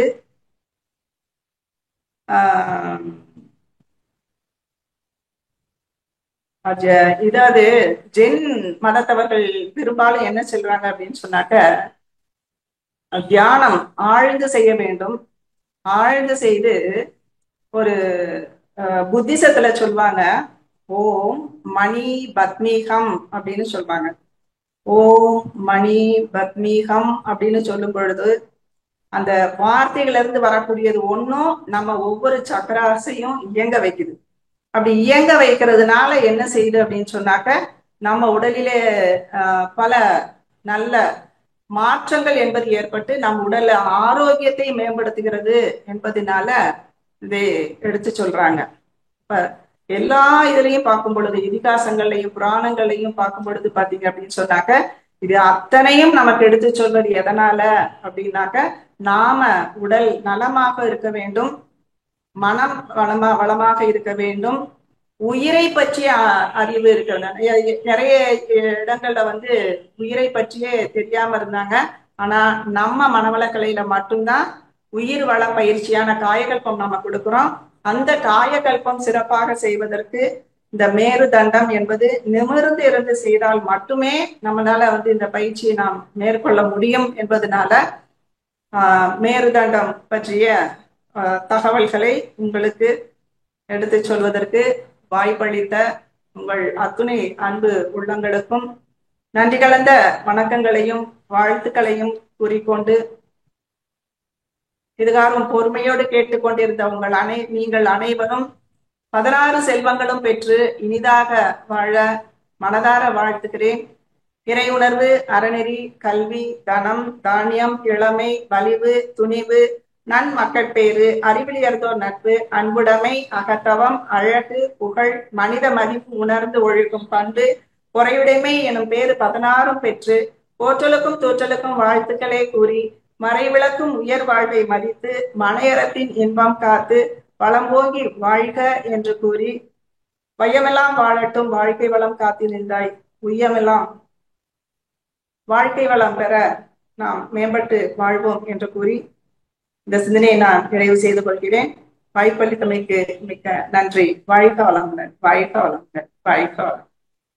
தற்பொழுது அம்மா அவர்கள் நம்முடைய கேள்விகளுக்கு சிறப்பாக பதிலளிக்க இருக்கின்றார்கள். கேள்வி கேட்க விரும்பும் அன்பர்கள் தங்களுடைய கைபேசியை தாங்களே அட்மிட் செய்து கொண்டு கேள்விகளை மட்டும் சுருக்கமாக கேட்கும் பொழுது அனைவருக்கும் அது பயனுள்ளதாக அமையும் என்பதை அன்போடு தெரிவித்துக் கொண்டு, முதலாவது அன்பராக கிருபாநிதி அம்மா அவர்களை அன்போடு அழைக்கின்றோம். வாழ்க வளமுடன் கிருபாநிதி அம்மா. அம்மா வாழ்க வளமுடன். அம்மா வாழ்க வளமுடன். அம்மா வாழ்க வளமுடன் கிருபாநிதி அம்மா. வாழ்க வளமுடன். அம்மா ரொம்ப சிறப்பா இருந்தது எப்பவும் போல. ஆனா இன்னைக்கு எங்களுக்கு என்ன ஒரு தலைப்பு, எந்த தலைப்பு வந்தாலும் சந்திராமா தான் எங்களுக்கு ப்ரேயர் போடுவாங்க. அது எந்த தலைப்பு வந்தாலும் கொஞ்சமாவது கணிக்க முடியும் எப்படின்னு. ஆனா இது என்ன பண்ண, இன்னைக்கு ஆவல்ல 10 மணிக்கு நெட்ல கூட பார்த்தேன், அந்த மேருங்கிறதுக்கு மட்டும் வந்ததுமா. உயர்வு நிறைந்த சமஸ்கிருத வேர்டுலாம் வந்ததுல தண்டத்துக்கு எண்ணமே வரல. அந்த தண்டம்ங்கிறது எங்களை எல்லாம் எங்க சின்ன பிள்ளைல திட்டுவாங்க பாருங்க, தண்டம் தண்டமா தண்டம், அதுதான் அதுதான் ஞாபகம் வந்துச்சு ஒழிய என்ன பேச போறீங்கன்னு ரொம்ப 11 மணி வரைக்கும் ரொம்ப ஆவலா இருந்தோம். ரொம்ப சிறப்பா இருந்தது. நன்றிம்மா, வாழ்க வளமுடன். ஆமா, நீங்க சொன்னீங்கல்ல அந்த முத்திரைகள், அந்த முத்திரை நம்ம தவத்துக்கு முன்னாடி உட்கார்ந்து ஒரு 5 நிமிஷம் செஞ்சுட்டு தவம் செய்யலாமா, இல்ல அப்படியே வச்சுக்கிட்டு தவம் செய்யறது தப்பு? கண்டிப்பா நீங்க ஒத்துக்கிறது அது, அதுக்கு ஆன்சர் சொல்ல அப்படிதான் சொல்லுவீங்கன்னு நினைக்கிறேன். அப்படி ஒரு 10 நிமிஷம் நம்ம மூச்சு பயிற்சி செய்யறது மாதிரி செஞ்சுட்டு உட்காரலாமா? அது ஒண்ணுமா. இன்னொன்னு இந்த ஊஞ்சலை பத்தி சொல்லையில நானே ஆலமரம் அதெல்லாம் போயிட்டு வந்தேன். இப்ப எங்க வீட்டுல இப்ப கூட இருக்கு. ஆனா என்ன பண்ணுவாங்க, வீக் டேஸ்ல துணியை மடிச்சு வைப்பாங்க, வேலை பயிரவங்க வார நாள்ல அவங்க எடுத்து வைப்பாங்க, அவ்வளவு அதான் நடந்துட்டு இருக்கு. ஆனா இன்னமே ஊக்கப்படுத்தணும்னு நினைக்கிறேன். நன்றி. இன்னும் இன்னும் ஒண்ணுமா, இந்த குழந்தைங்களா இருக்கையில காட்டன் சாரியில பிள்ளைங்கள போட்டு ஆட்டுவான் அந்த காலத்துல 50 வருஷத்துக்கு முன்னாடி. அப்ப அந்த பிள்ளைங்க ரொம்ப அழுவாங்க. அழுகையில எங்க அம்மா என்ன செய்வாங்க, முதல்ல வேகமா ஆட்டுவாங்க. அதுக்கு அழுதுக்கு மேல அழுதுச்சுன்னா அந்த தொட்டியை நல்லா முறுக்குவாங்கம்மா. முறுக்கிட்டு விட்டோன்னா அப்படி படபடபடன்னு வரும். ஆனா அந்த குழந்தை உள்ள மூச்சிருக்கான்னு கூட தெரியாது. ஆனா எங்க அம்மா அதோட, அந்த பிள்ளைங்க அதோட நிவர்த்தி ஆகி உர விழுந்து, என்னமோ எங்க அம்மா சொல்லுவாங்க, உர விழுந்துச்சு, சுளுக்கு இருந்துச்சு, அதுல போயிருச்சு அப்படிம்பாங்க. அதுக்கு இன்னைக்கு நீங்க பேசினது ஒண்ணு எனக்கு அந்த ஞாபகம் வந்துச்சு. என்னமோ சம்மந்தம் இருக்கு. அப்ப அப்ப அந்த குழந்தைகளுடைய முதுகுத்தண்டுக்கு இந்த மாதிரி ஆட்டினதுக்கு எதுவும் சம்மந்தம் இருக்கோ என்னமோ அப்படின்னு தோணுச்சு. உங்களுக்கு இதுல கண்டிப்பா விளக்கம் தெரியும்னு நினைக்கிறேன். நன்றிமா, வாழ்க வளமுடன். முதல்ல நீங்க சொன்னது மேருதண்ட முத்ரா அப்படின்னு சொல்லக்கூடியது. இப்படி வச்சுக்கும் போது பாத்தீங்கன்னா, நான் பிராக்டிக்கலா நான் சமீப காலமா தான் இதை பண்ணிட்டு இருக்கிறேன். இப்படி வச்சுட்டு இப்படி வச்சீங்கனாலே கை வச்சாலே பாத்தீங்கன்னாக்க இந்த மார்பு, தோள்பட்டை, கழுத்து, இடுப்பு எல்லாம் நேரா இருக்குதுங்க. அதே அப்படியே தொடையில வச்சு பாருங்களேன். இப்ப நான் செய்யும் பொழுது இதே நீங்க தொடையில வச்சு பாருங்களேன், முழங்கால் மேல வச்சீங்கன்னாக்கா கண்ணு மூடிட்டு அப்படியே தியானம் பண்ணும் பொழுது அருமையா இருக்குது. பட் நீங்க இது பொது இடங்களுக்கு நம்ம வீட்டுல நீங்க பண்ணும்போது நீங்க பண்ணிக்கங்க. ஆனா அது ஃபர்ஸ்ட் பண்ணும்போது நான் ஏற்கனவே சொன்னேன் பாத்தீங்களா, அந்த சின்முத்ரா வச்சுட்டு நம்ம இப்ப எக்ஸாம் எழுத போற குழந்தைங்களுக்கு சின்முத்ரா வச்சுட்டு அந்த என்ன எண்ணம் எண்ணுகிறார்களோ, நான் இந்த மாதிரி நல்லா படிக்கணும், நான் வேலைக்கு போறேன், அதுல வெற்றி அடையணும் அப்படின்னு இப்படி நினைச்சு கொஞ்ச நேரம் வச்சுட்டு அதுக்கப்புறம் இந்த மேருதண்ட முத்திரை பண்ணி, இது மேருதண்டம், இது ஊர்த்தவ மேருதண்டம், இது அதோமுக மேருதண்டம் சொன்னேன் இல்லையா, இது ஒவ்வொன்றுமே 20 மூச்சு நேரம் வரைக்கும் வச்சுட்டு அதுக்கப்புறம் நம்ம மெடிடேஷன் பண்ணி பாருங்களேன். முதல்ல இப்படி வைங்க, வச்சுட்டு அதுக்கப்புறம் இந்த தொடை நம்ம முழங்கால் மேல கையை இப்படி மேருதண்டத்துலதான் வச்சுட்டு நீங்க மெடிடேஷன் பண்ணி பாருங்க. நீங்க இப்ப வைக்கும் போதே தெரியும், நல்ல உடல் நேரா இருக்கும், தியானத்துக்கு ரொம்ப அற்புதமா இருக்கும். சரிங்களா? இன்னொன்னு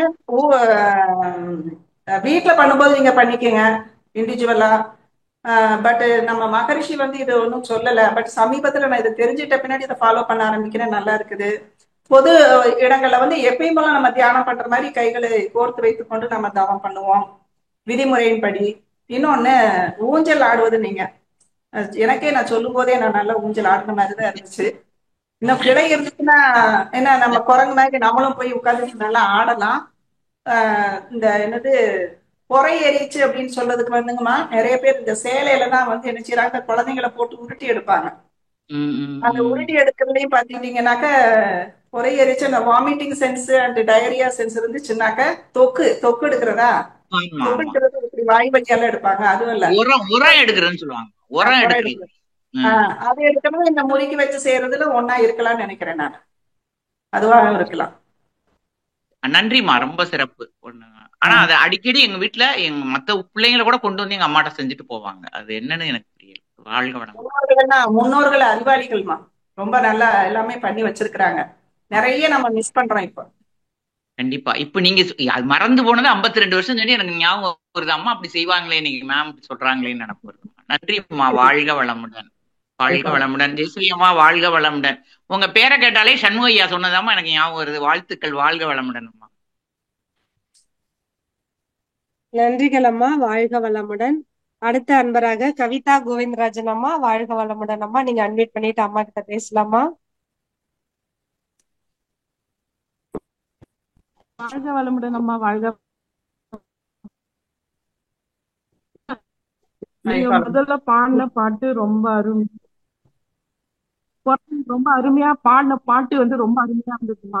ரெண்டாவது வந்து நீங்க சொன்னீங்க உடல் மனம் உயிர், அது ரொம்ப அழகா இருந்தது. அதுக்கப்புறம் பட்டர்ஃப்ளைன்னு சொன்னீங்க. பட்டர்ஃப்ளை வந்து அது ரசிக்கும் போது அது வந்து நம்ம கண்ணத்துல முத்தம் கொடுக்கிறது. அப்புறம் அந்த பறவைங்க, நம்ம என்ன எண்ணத்தோட உட்காந்து தவம் பண்றோமோ அதுக்கு அந்த பறவைங்க அதுக்கு தெரியுது. அது ரொம்ப அருமையா இருந்ததுங்கம்மா. அப்போ நீங்க சொன்னீங்க அந்த ஊஞ்சல் வந்து இப்ப வர்ற அந்த மூங்கில் கூடையில வருது இல்லம்மா, அந்த ஊஞ்சல் உட்காந்து ஆடினா முதுகு தண்டு வளைஞ்சிருதுன்னு சொல்லுங்க. அதனாலதான் நான் சொல்லிட்டேன் முதல்லயே, அதை யூஸ் பண்ண வேண்டாம்னு சொன்னேன். முதுகு தண்டு வளைஞ்சுதானே இருக்குது. ஆமா, வளைஞ்சு, அது ஷேப்பே வளைஞ்ச மாதிரி தானமா இருக்கு. அது ஆமா, அது வயதானவங்க அப்படி சாஞ்சு உட்கார்ந்து ஆடுறதுக்காக அந்த மாதிரி யூஸ் பண்ணிருக்காங்களோ என்னமோ. ஆனா அந்த பலகையில இருக்கிறது தான் நல்லா பெஸ்டா இருக்குது. இந்த சங்கிலியை பிடிச்சிட்டு நம்ம ஆடுறதுக்கு ஏதுவாக இருக்குது. நன்றிங்கம்மா, அதுக்குதான் நான் சொல்லணும்னு கேட்டேம்மா. நல்லதுங்கம்மா. உண்மையிலேயே வந்து இந்த பறவைகளும் இந்த பட்டாம்பூச்சியும் சரி, அந்த பறவைகளும் பாத்தீங்க அப்படின்னு சொன்னாக்க, நாம் அதை நேசித்தால் அது நம்மை நேசிக்கும். அந்த உணர்வுகளை புரிந்து கொண்டு அந்த பறவைகள் விலகி போயிருது பாத்தீங்களா? அந்த மன்னிச்சுக்கோன்னு சொன்ன பின்னாடி அந்த பறவைகள் வருது பாத்தீங்களா? அப்ப எவ்வளவு அது வந்து நுணுகி வந்து அது நல்லா இருக்குது. ஆனா நாம தான் அந்த அளவுக்கு நுணுகி போகல. அது அவங்களுக்கு அந்த எண்ணம் வருமாமா, வாசனை தெரியுங்களா? ஆமா ஆமா, அந்த அலை இயக்கத்தை புரிஞ்சுக்குதுமா. ஒண்ணும் இல்ல, அந்த அலை இயக்கத்தை புரிஞ்சுக்குது. அந்த அலை இயக்க உணர்வை மட்டும் அது வந்து உணருது. ஆனா நம்ம இந்த பஞ்ச புலன்களின் வழியாக என்ன செஞ்சிடறோம்? நம்ம புலன்களை வெளியே விட்டுட்டு அறிவை நுணுகி செல்றதுக்கு நாம பயன்படுத்த மாட்டோம், தவறிடுறோம்.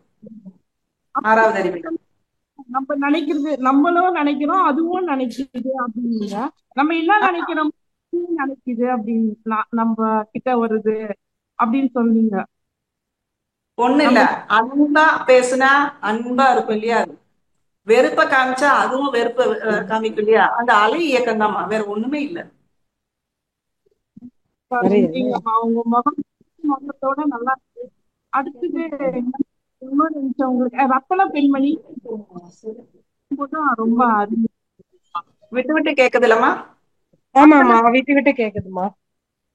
சிக்னல் இருக்கிற இடத்துல பேசுங்கம்மா. மாதிரிமா விட்டு விட்டு கேக்குதுமா.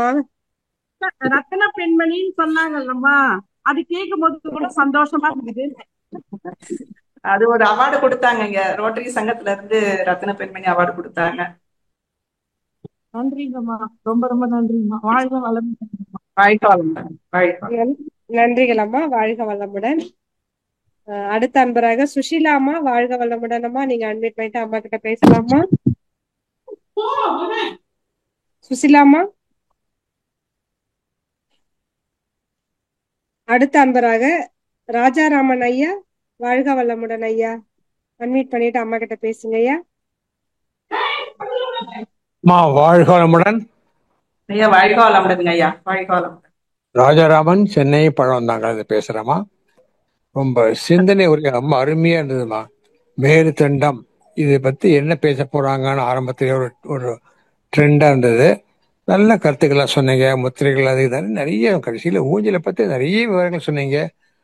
பல விஷயங்கள் ஊஞ்சலேருந்து நான் கத்துக்கிட்டேன். இன்னைக்கும் கிராமங்கள்ல ஊஞ்சல் இருக்கு, சிட்டிகள்ல என்ன சொல்ற மாதிரி பலைகளை ஒரு சில வீட்டுல இருக்கு. ஐயா அம்மா, எனக்கு 2 கேள்வி. இப்ப மேரு தண்டம்னு சொல்றமே, அதுல தண்டம்னா அந்த குச்சி, மேருன்னா என்ன? உயர்வான, உயர்ந்த உயர்ந்த உயர்ந்த அப்படின்னு வருவங்கய்யா. சமஸ்கிருதத்துல மேரு அப்படின்னா உயர்ந்த, சிறந்த அப்படின்னு பொருள். நம்ம உடலிலே சிறந்த நேராக இருக்கக்கூடியது, உயர்ந்த நேராக இருக்கக்கூடியது முருகந்தண்டு. அது மேரு அப்படின்னா மலையையும் சொல்லுவாங்க. புராண காலங்கள்ல மலை அது உயர்ந்து இருக்குதா? ஆமா, சிறந்து இருக்கிறது அதே சொல்லுவாங்க. மந்திர மலையாகவும் இருக்கும். ஆனா அதே நம்ம உடலிலே பார்க்கும் பொழுது உயர்ந்ததாக இருக்கக்கூடியது இந்த முதுகுத்தண்டு.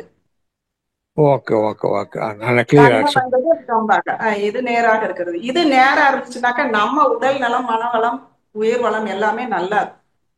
இதுதாங்க சரி. டிரான்ஸ்ஃபார்மர். நம்ம உடலிலே இருக்கக்கூடிய டிரான்ஸ்ஃபார்மர் இது.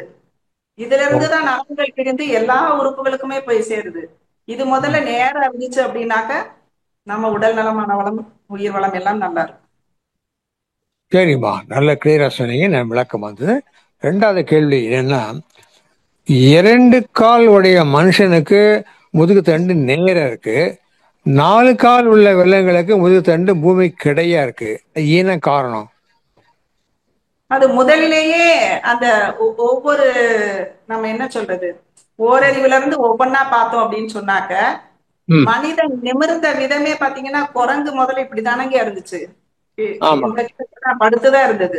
ம், அதுக்கப்புறம் தான் கொஞ்சம் கொஞ்சமா அதுவும் பாத்தீங்கன்னா கூன் போட்டுதானே இருந்தான். முதல்ல வந்த மனிதன் வந்து பாத்தீங்க அப்படின்னாக்கா குனிஞ்சுதான் இருந்தான் குரங்கு மாதிரி. ம், அதுக்கப்புறம் ஆமா. தான் கொஞ்சம் கொஞ்சமா நிமிர ஆரம்பிச்சது. ஆனா ம், இயற்கையின் படைப்புல கொஞ்சம் கொஞ்சமா முதல்ல இப்படி இருந்துட்டு கொஞ்சமா உயர்ந்து வந்திருக்குது. ஓகே முதல்ல ஓகே. நம்ம உயிரின பரிணாமத்தை நம்ம படிச்சோம்னாலே தெரியும். நம்ம ம், ஓரறிவுல இருந்து எப்படி நாம வந்திருக்கிறோம் அப்படின்னு நாம தெரிஞ்சோம். அதுகளுக்கு வந்து மூளை மேல இல்ல ம், இல்லையா, ஆமா. தலை அப்படி இல்ல, பக்கவாட்டுல இருக்கிறதுனால இந்த பக்கம் தான் இருக்கும். சரி. நமக்கு வந்து மேல இருக்கிறது நம்ம அதான் பிரம்மரந்திரம் அப்படின்னு சொல்றோம். அது ம், உயிரின தன்மாற்றத்துல அப்படி ஒவ்வொன்றா நாம வந்திருக்கிறோம். சரிம்மா, நல்ல கிளியரா விளக்கம் கொடுத்தீங்கம்மா, நன்றிம்மா. வாழ்க வளமுடன். அழிகாலம். நன்றிகள் ஐயா, வாழ்க வளமுடன். அடுத்த அன்பராக வசந்தரா தேவி அம்மா, வாழ்க வளமுடன்மா. நீங்க அட்மிட் பண்ணிட்டு அம்மா கிட்ட பேசலாமா? வாழ்க வளமுடன் அம்மா. அழிகாலம்மா, அழிகாலம். சரி, பெங்களூர்மா. அம்மா வாங்க, நல்லா இருக்கீங்களா? நல்லா இருக்கிறேம்மா. போன வாரம் வந்திருந்தேம்மா, நான் கலாவதி அம்மா வந்திருந்தாங்க. ஆமா, கலாவதி அங்க இருக்காங்க. போன வாரம் அங்கதான் இருந்தேன், ஆழியார்ல. நம்ம ரொம்ப பெருமையா இருந்தது. நான் சொன்னேன், அவங்களும் உங்களை பத்தி சொன்னாங்க. உங்களை ஏதோ சந்தர்ப்ப சூழ்நிலை பாதியில இருந்து தாமா உங்க ஸ்பீச்சை கேட்டேன். நான் நேற்று காலையில உங்க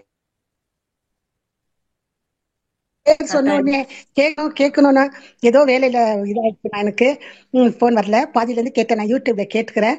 அந்த பாதி கேட்டதே ரொம்ப அருமையா இருந்ததுமா, ரொம்ப நல்லா இருந்தது. வாழ்க வளமுடன், நீண்ட ஆயுள், நிறை செல்வம், உயர்ப்புகள் மெயினான வெற்றி ஓங்கி வாழ்கம்மா. நீங்க மறுபடியும் எப்போ வரீங்களோ நான் அந்த டைமுக்கு மௌனத்துக்கு வரேம்மா. வாழ்க வளமுடன், வாழ்க வளமுடன். வாழ்க வளமுடன். சுசிலாமா, நீங்க அட்மிட் பண்ணிட்டு அம்மா கிட்ட பேசலாமா?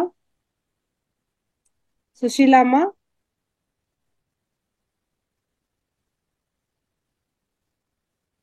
ராஜாராமன் ஐயா, நீங்க அன்மியூட்ல தான் இருக்கீங்க. மறுபடியும் பேச போறீங்களா ஐயா அம்மா கிட்ட? அடுத்த அன்பராக கேலக்ஸி A03, நீங்க வந்து அம்மா கிட்ட உங்க பேரை சொல்லிட்டு அம்மா கிட்ட பேசலாம். உங்களுக்கு அன்மியூட் கொடுத்துருக்கோம். வாழ்க வளமுடன். அம்மா வாழ்க. முகீதாம்மா, புருஷோத்தமன், தஞ்சாவூர்ல இருந்து பேசுறேன். ஐயா வாழ்க வளமுடன். நல்லா இருக்கீங்களா? நல்லா இருக்கீங்க, நல்லா இருக்கேன். நீங்க நல்லா இருக்கீங்களா? நல்லா இருக்கேன், நல்லா இருக்கேன். முழு ஸ்பீச்சை கேட்க முடியல. அந்த மேருதண்டம், அந்த பாக்கி சைட்ல கொடுக்கக்குள்ள அதுக்கு பேரு வேற சொன்னீங்களா, அது என்னது? மேருதண்டம். மேருதண்டம் முத்திரை கொடுத்தீங்க.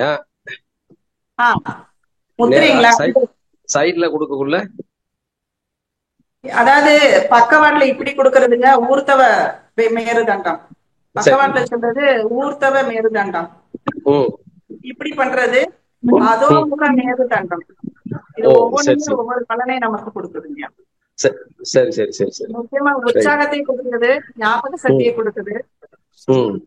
ஆல் தி பெஸ்ட் சொல்றோம் இல்லைங்களா? இனிமே 2 கையில சொல்லி பழகுவோம், அம்மா சொன்ன மாதிரி.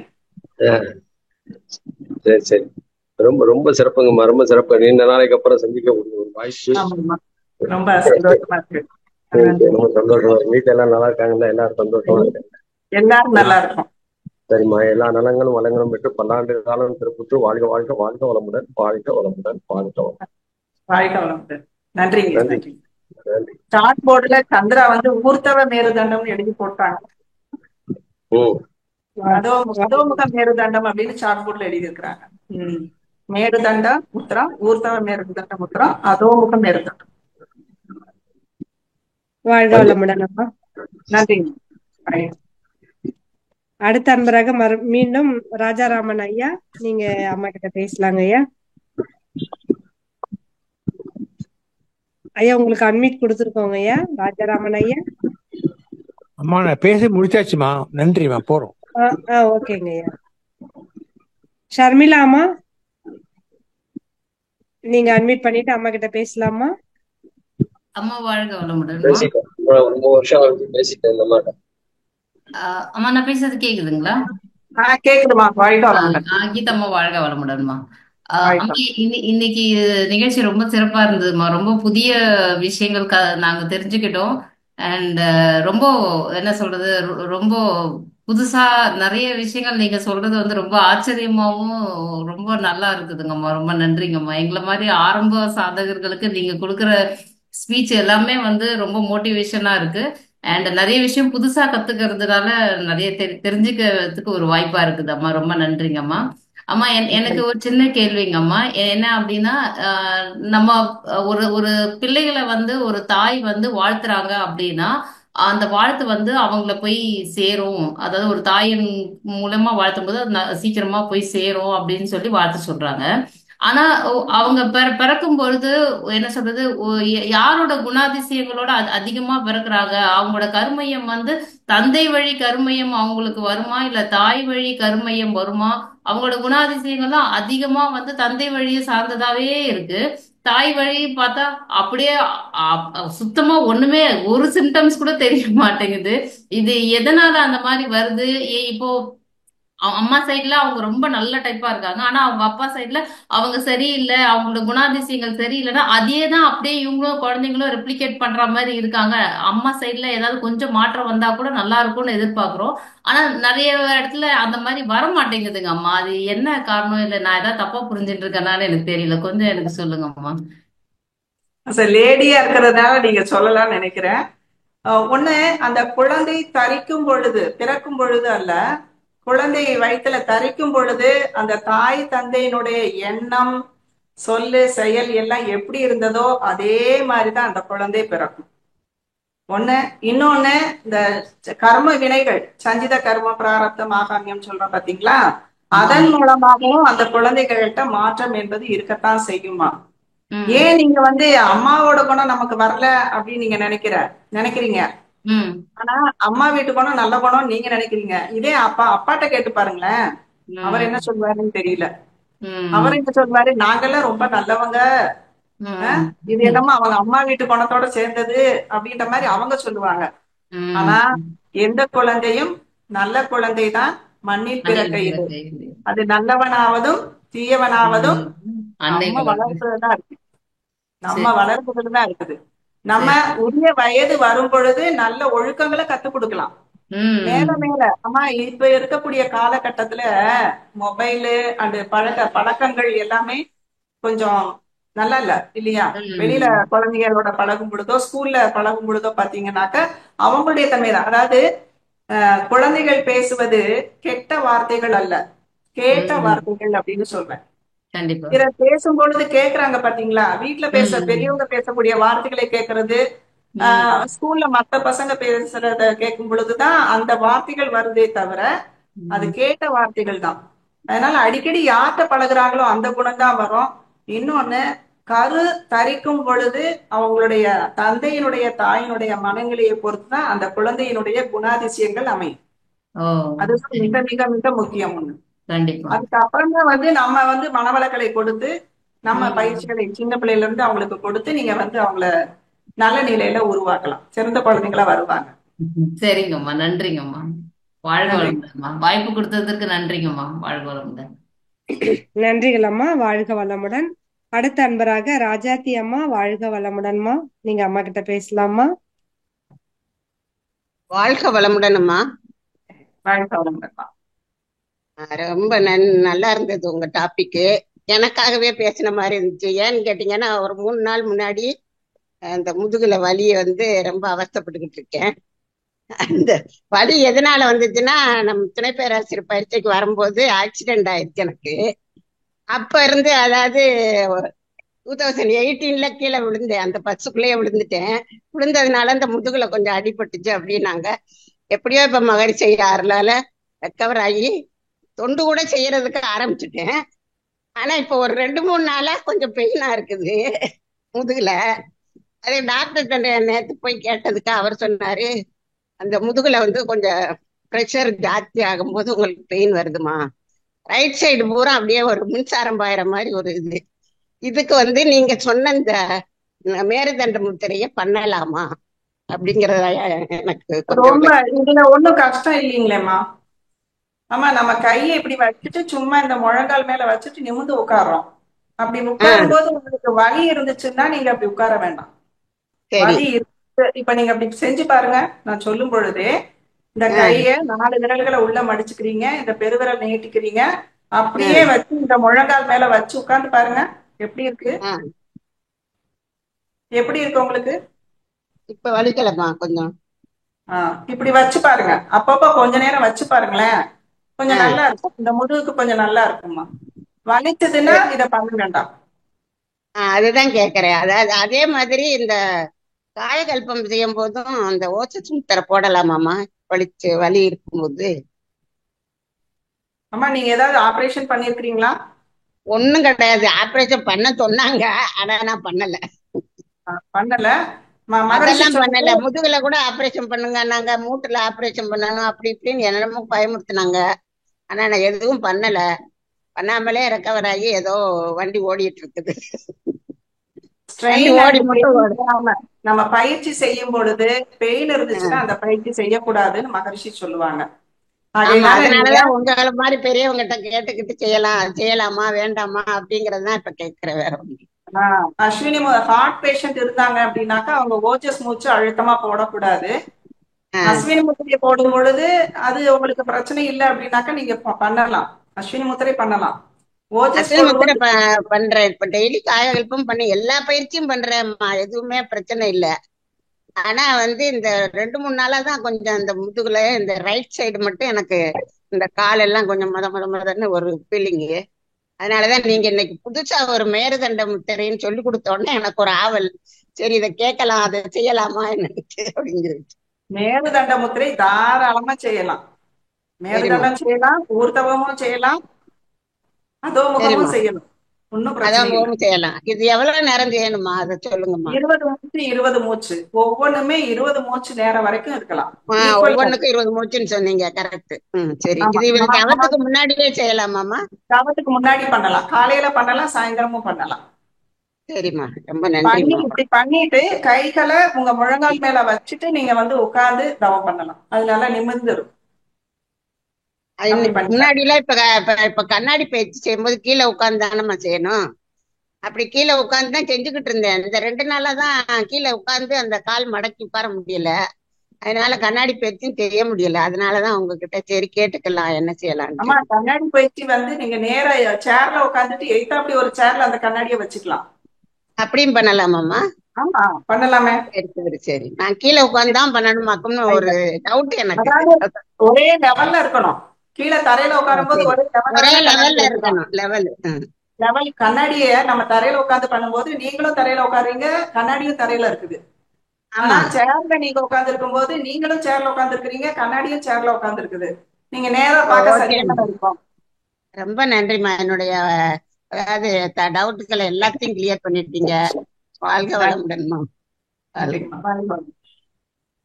வாழ்க வளமுடன். அடுத்த அன்பராக சிவா அவர்களை அன்போடு அழைக்கின்றோம். சிவாயா, நீங்க ஒரு முறை மைக் டச் பண்ணுங்க, பேசலாங்க.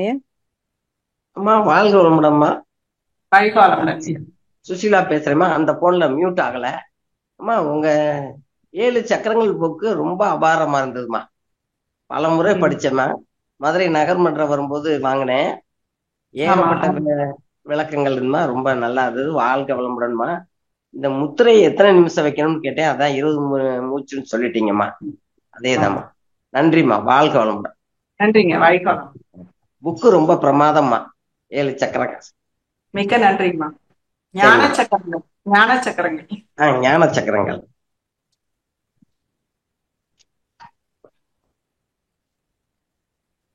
நன்றிகள் அம்மா. வாழ்க வளமுடன் அம்மா. ரொம்ப சிறப்பா இருந்ததுங்கம்மா. அடுத்த அன்பராக வளர்மதி அம்மா அவர்களை அன்போடு அழைக்கின்றோம். அம்மா வாழ்க வளமுடன். இணைப்புக்கு நன்றி.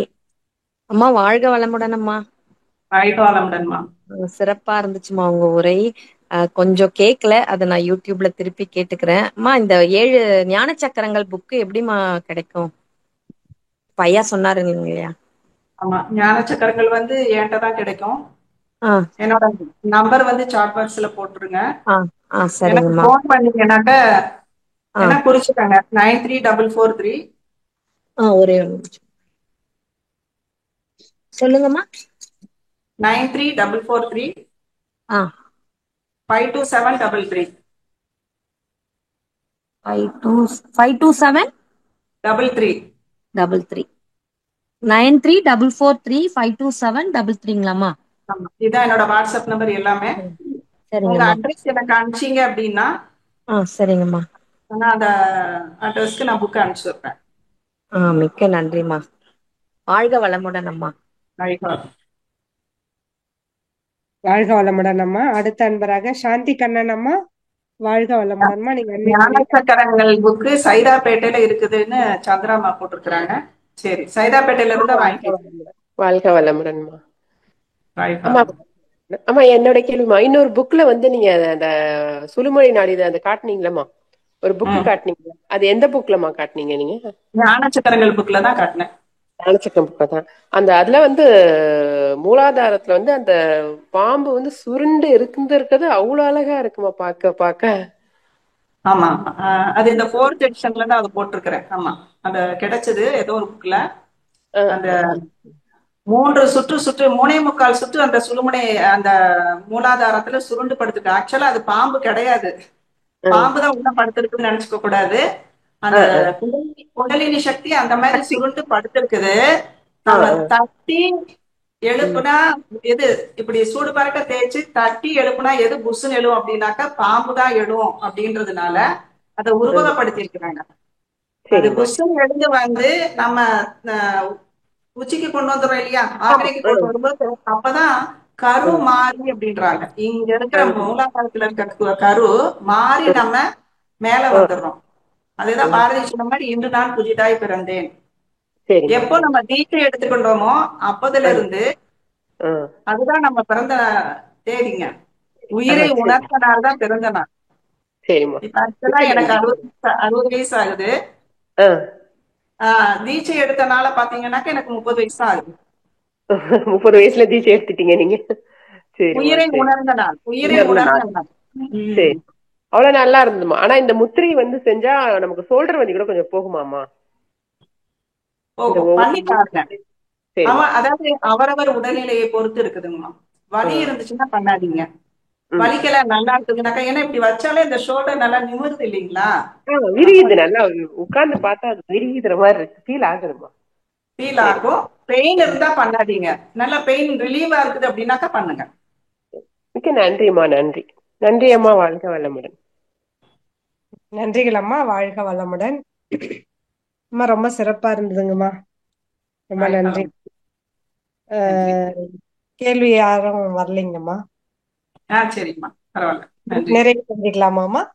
நிறைய செஞ்சுக்கலாம். நாகராணி புருஷோத்தம்னா நீங்க. வாழ்க வளமுடன். ஆமாம்மா, ரொம்ப நன்றி. என்னை மிக சிறப்பாக அறிமுகப்படுத்தி ஞான களஞ்சியத்துல இருந்து ஒரு கவியையும் எடுத்து சொன்னீங்க. மிக்க மகிழ்ச்சி. இதுவரைக்கும் எல்லாருக்கும் கேள்வி பதில் நிகழ்ச்சிக்கும் நீங்க எல்லாம் தொகுத்து எல்லாரையும் வரவழைச்சீங்க. அதற்காக உங்களுக்கும் நன்றி. மிக்க மகிழ்ச்சிமா. வாழ்க வளமுடன். மிக்க நன்றிகள் அம்மா. வாழ்க வளமுடன். இன்னும் 3 அன்பர்கள் வந்திருக்காங்கம்மா, கேள்வி கேட்கலாமாம்மா? ஓகே. கண்ணம்மாள் அம்மா, வாழ்க வளமுடன்மா. நீங்க அட்மிட் பண்ணிட்டு அம்மா கிட்ட பேசலாமா? அம்மா வாழ்க வளமுடன்மா. வாழ்க வளமுடன்மா. ரொம்ப சிறப்பான உரைங்கம்மா. கேள்வி பதில் அப்படி ரொம்ப சிறப்பா உபயோகமான நான் அப்படியே கேட்டே இருந்தேங்கம்மா. ஆனா உங்களை பார்த்து உங்களை மாதிரி அப்படி இருக்கணுங்கிற மாதிரி எனக்கு தோணுங்க. உங்க அதாவது பார்த்துட்டே தான் இருப்பாங்க உங்களை மாதிரி நாங்களும் இருக்கணும். அந்த சுறுசுறுப்பும் அந்த அன்பு பாசம் எல்லாம் உங்க முகத்துல நிறைய இருக்குதுங்கம்மா. அது மாதிரி இருக்கும். மகரிஷி கிட்ட கேட்டாங்க, சரிங்க சாமிஜி நான் உங்களை மாதிரி வரணும்னு ஒரு அன்பர் கேட்டாரு. அப்ப நான் சரிங்க இருக்கிறேன், ஆலியார்ல தான் இருந்தேன். சரிங்க சாமிஜி உங்களை மாதிரி வரணும் நானு அப்படின்னு கேக்குறாரு. சாமிஜி சரி அதுக்கு என்ன சொல்றாங்க, ஒண்ணு இல்ல, ஒரு 6 மாசம் சேவ் பண்ணாத தாடி வளர்ந்துரும், இப்படி தொலைப்புல ஜிஷா போட்டுக்க அப்படின்னு சொன்னாராம். சரிங்க சாமிஜி உருவத்துல இல்ல, ம் உங்களை மாதிரி அறிவாற்றலோட நான் வரணும் அப்படின்னு சொன்னதுக்கு ஏன் முடியாது, எல்லாராலையும் அது முடியும் அப்படின்றாரு வேதாத்ரி மகரிஷி.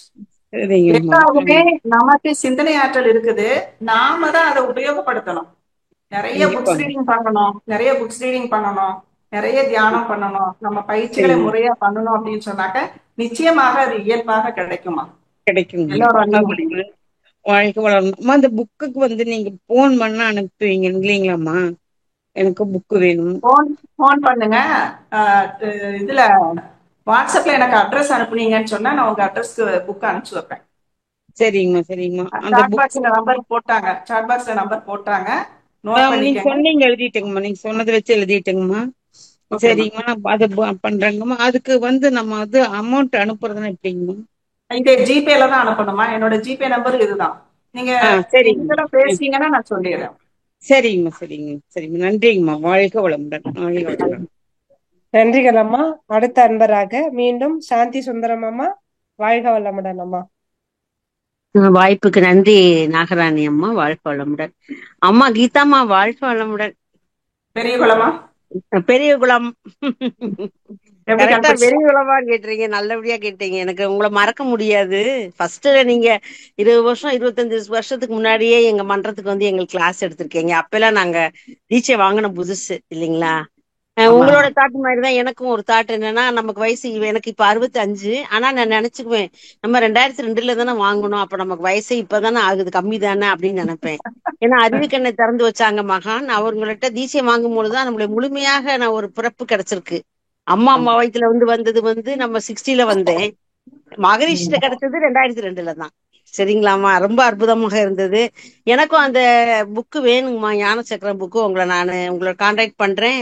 எனக்கு அதை அனுப்பிச்சு வைக்க முடியுமாமா? நீங்க அனுப்பிச்சு விடுறேம்மா, போன்ல பாருங்க, கண்டிப்பா அனுப்பிச்சு விடுங்க. இத வந்து இந்த மேருதண்டங்கிறத இன்னொரு 2 தடவையாவது கேட்கணும். நாங்க கேட்கும் போது அது ஃபுல்லா தெளிவு எங்களுக்கு கிடைக்கும். அதை நாங்க நல்லா பயன்படுத்திக்க முடியும். மகானோட கருத்துக்களையும் உங்களுடைய வார்த்தைகளையும் நிறைய தடவை கேட்கும் போது மீண்டும் மீண்டும் அது புரியுங்கம்மா. எனக்கு வந்து டவுட் எதுவும் இல்லைங்கம்மா.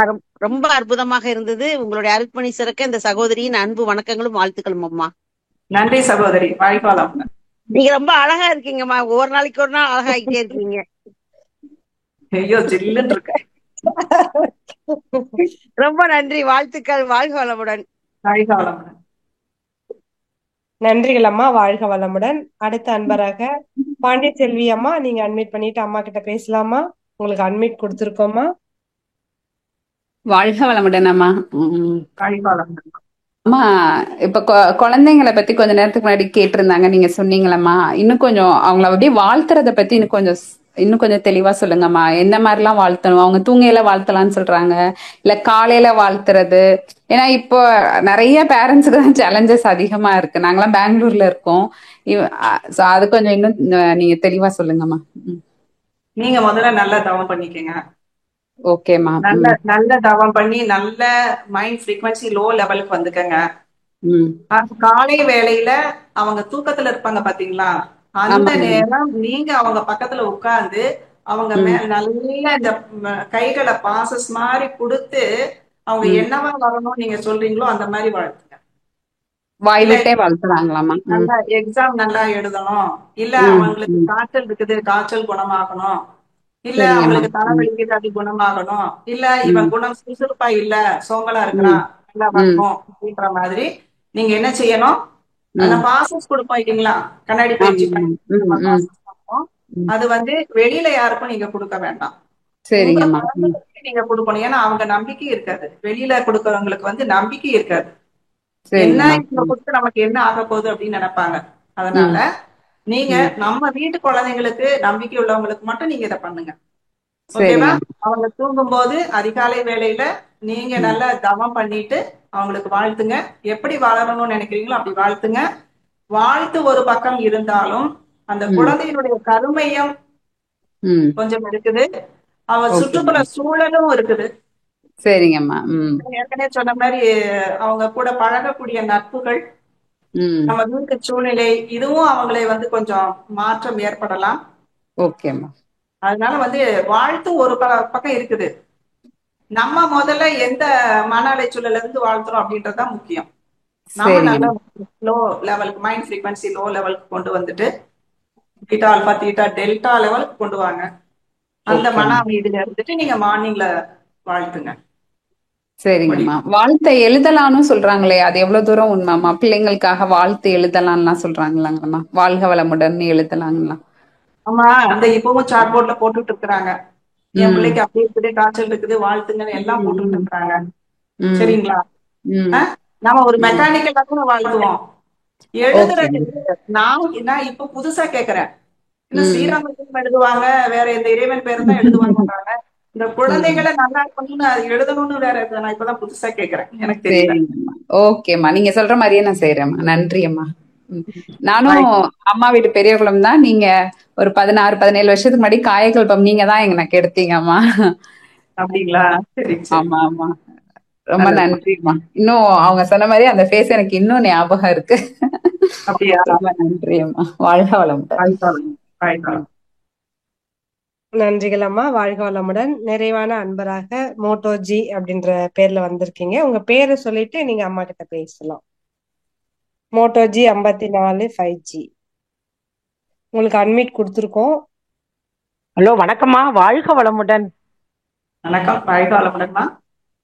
நீங்க சொன்ன ஒவ்வொரு கருத்தும் மெல்லமா சொல்லும் போது எங்களுக்கு மனசுல போய் பதியுதுங்கம்மா.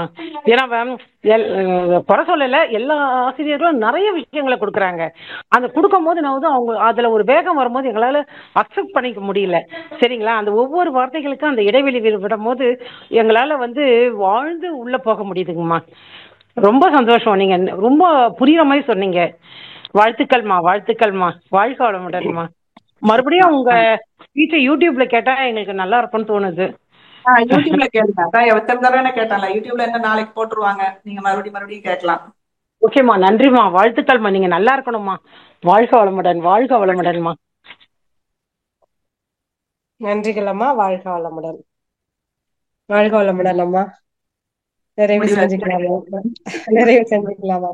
நம் கடமை அறவாழ்வின் நாட்டத்தே சிறக்கட்டும்.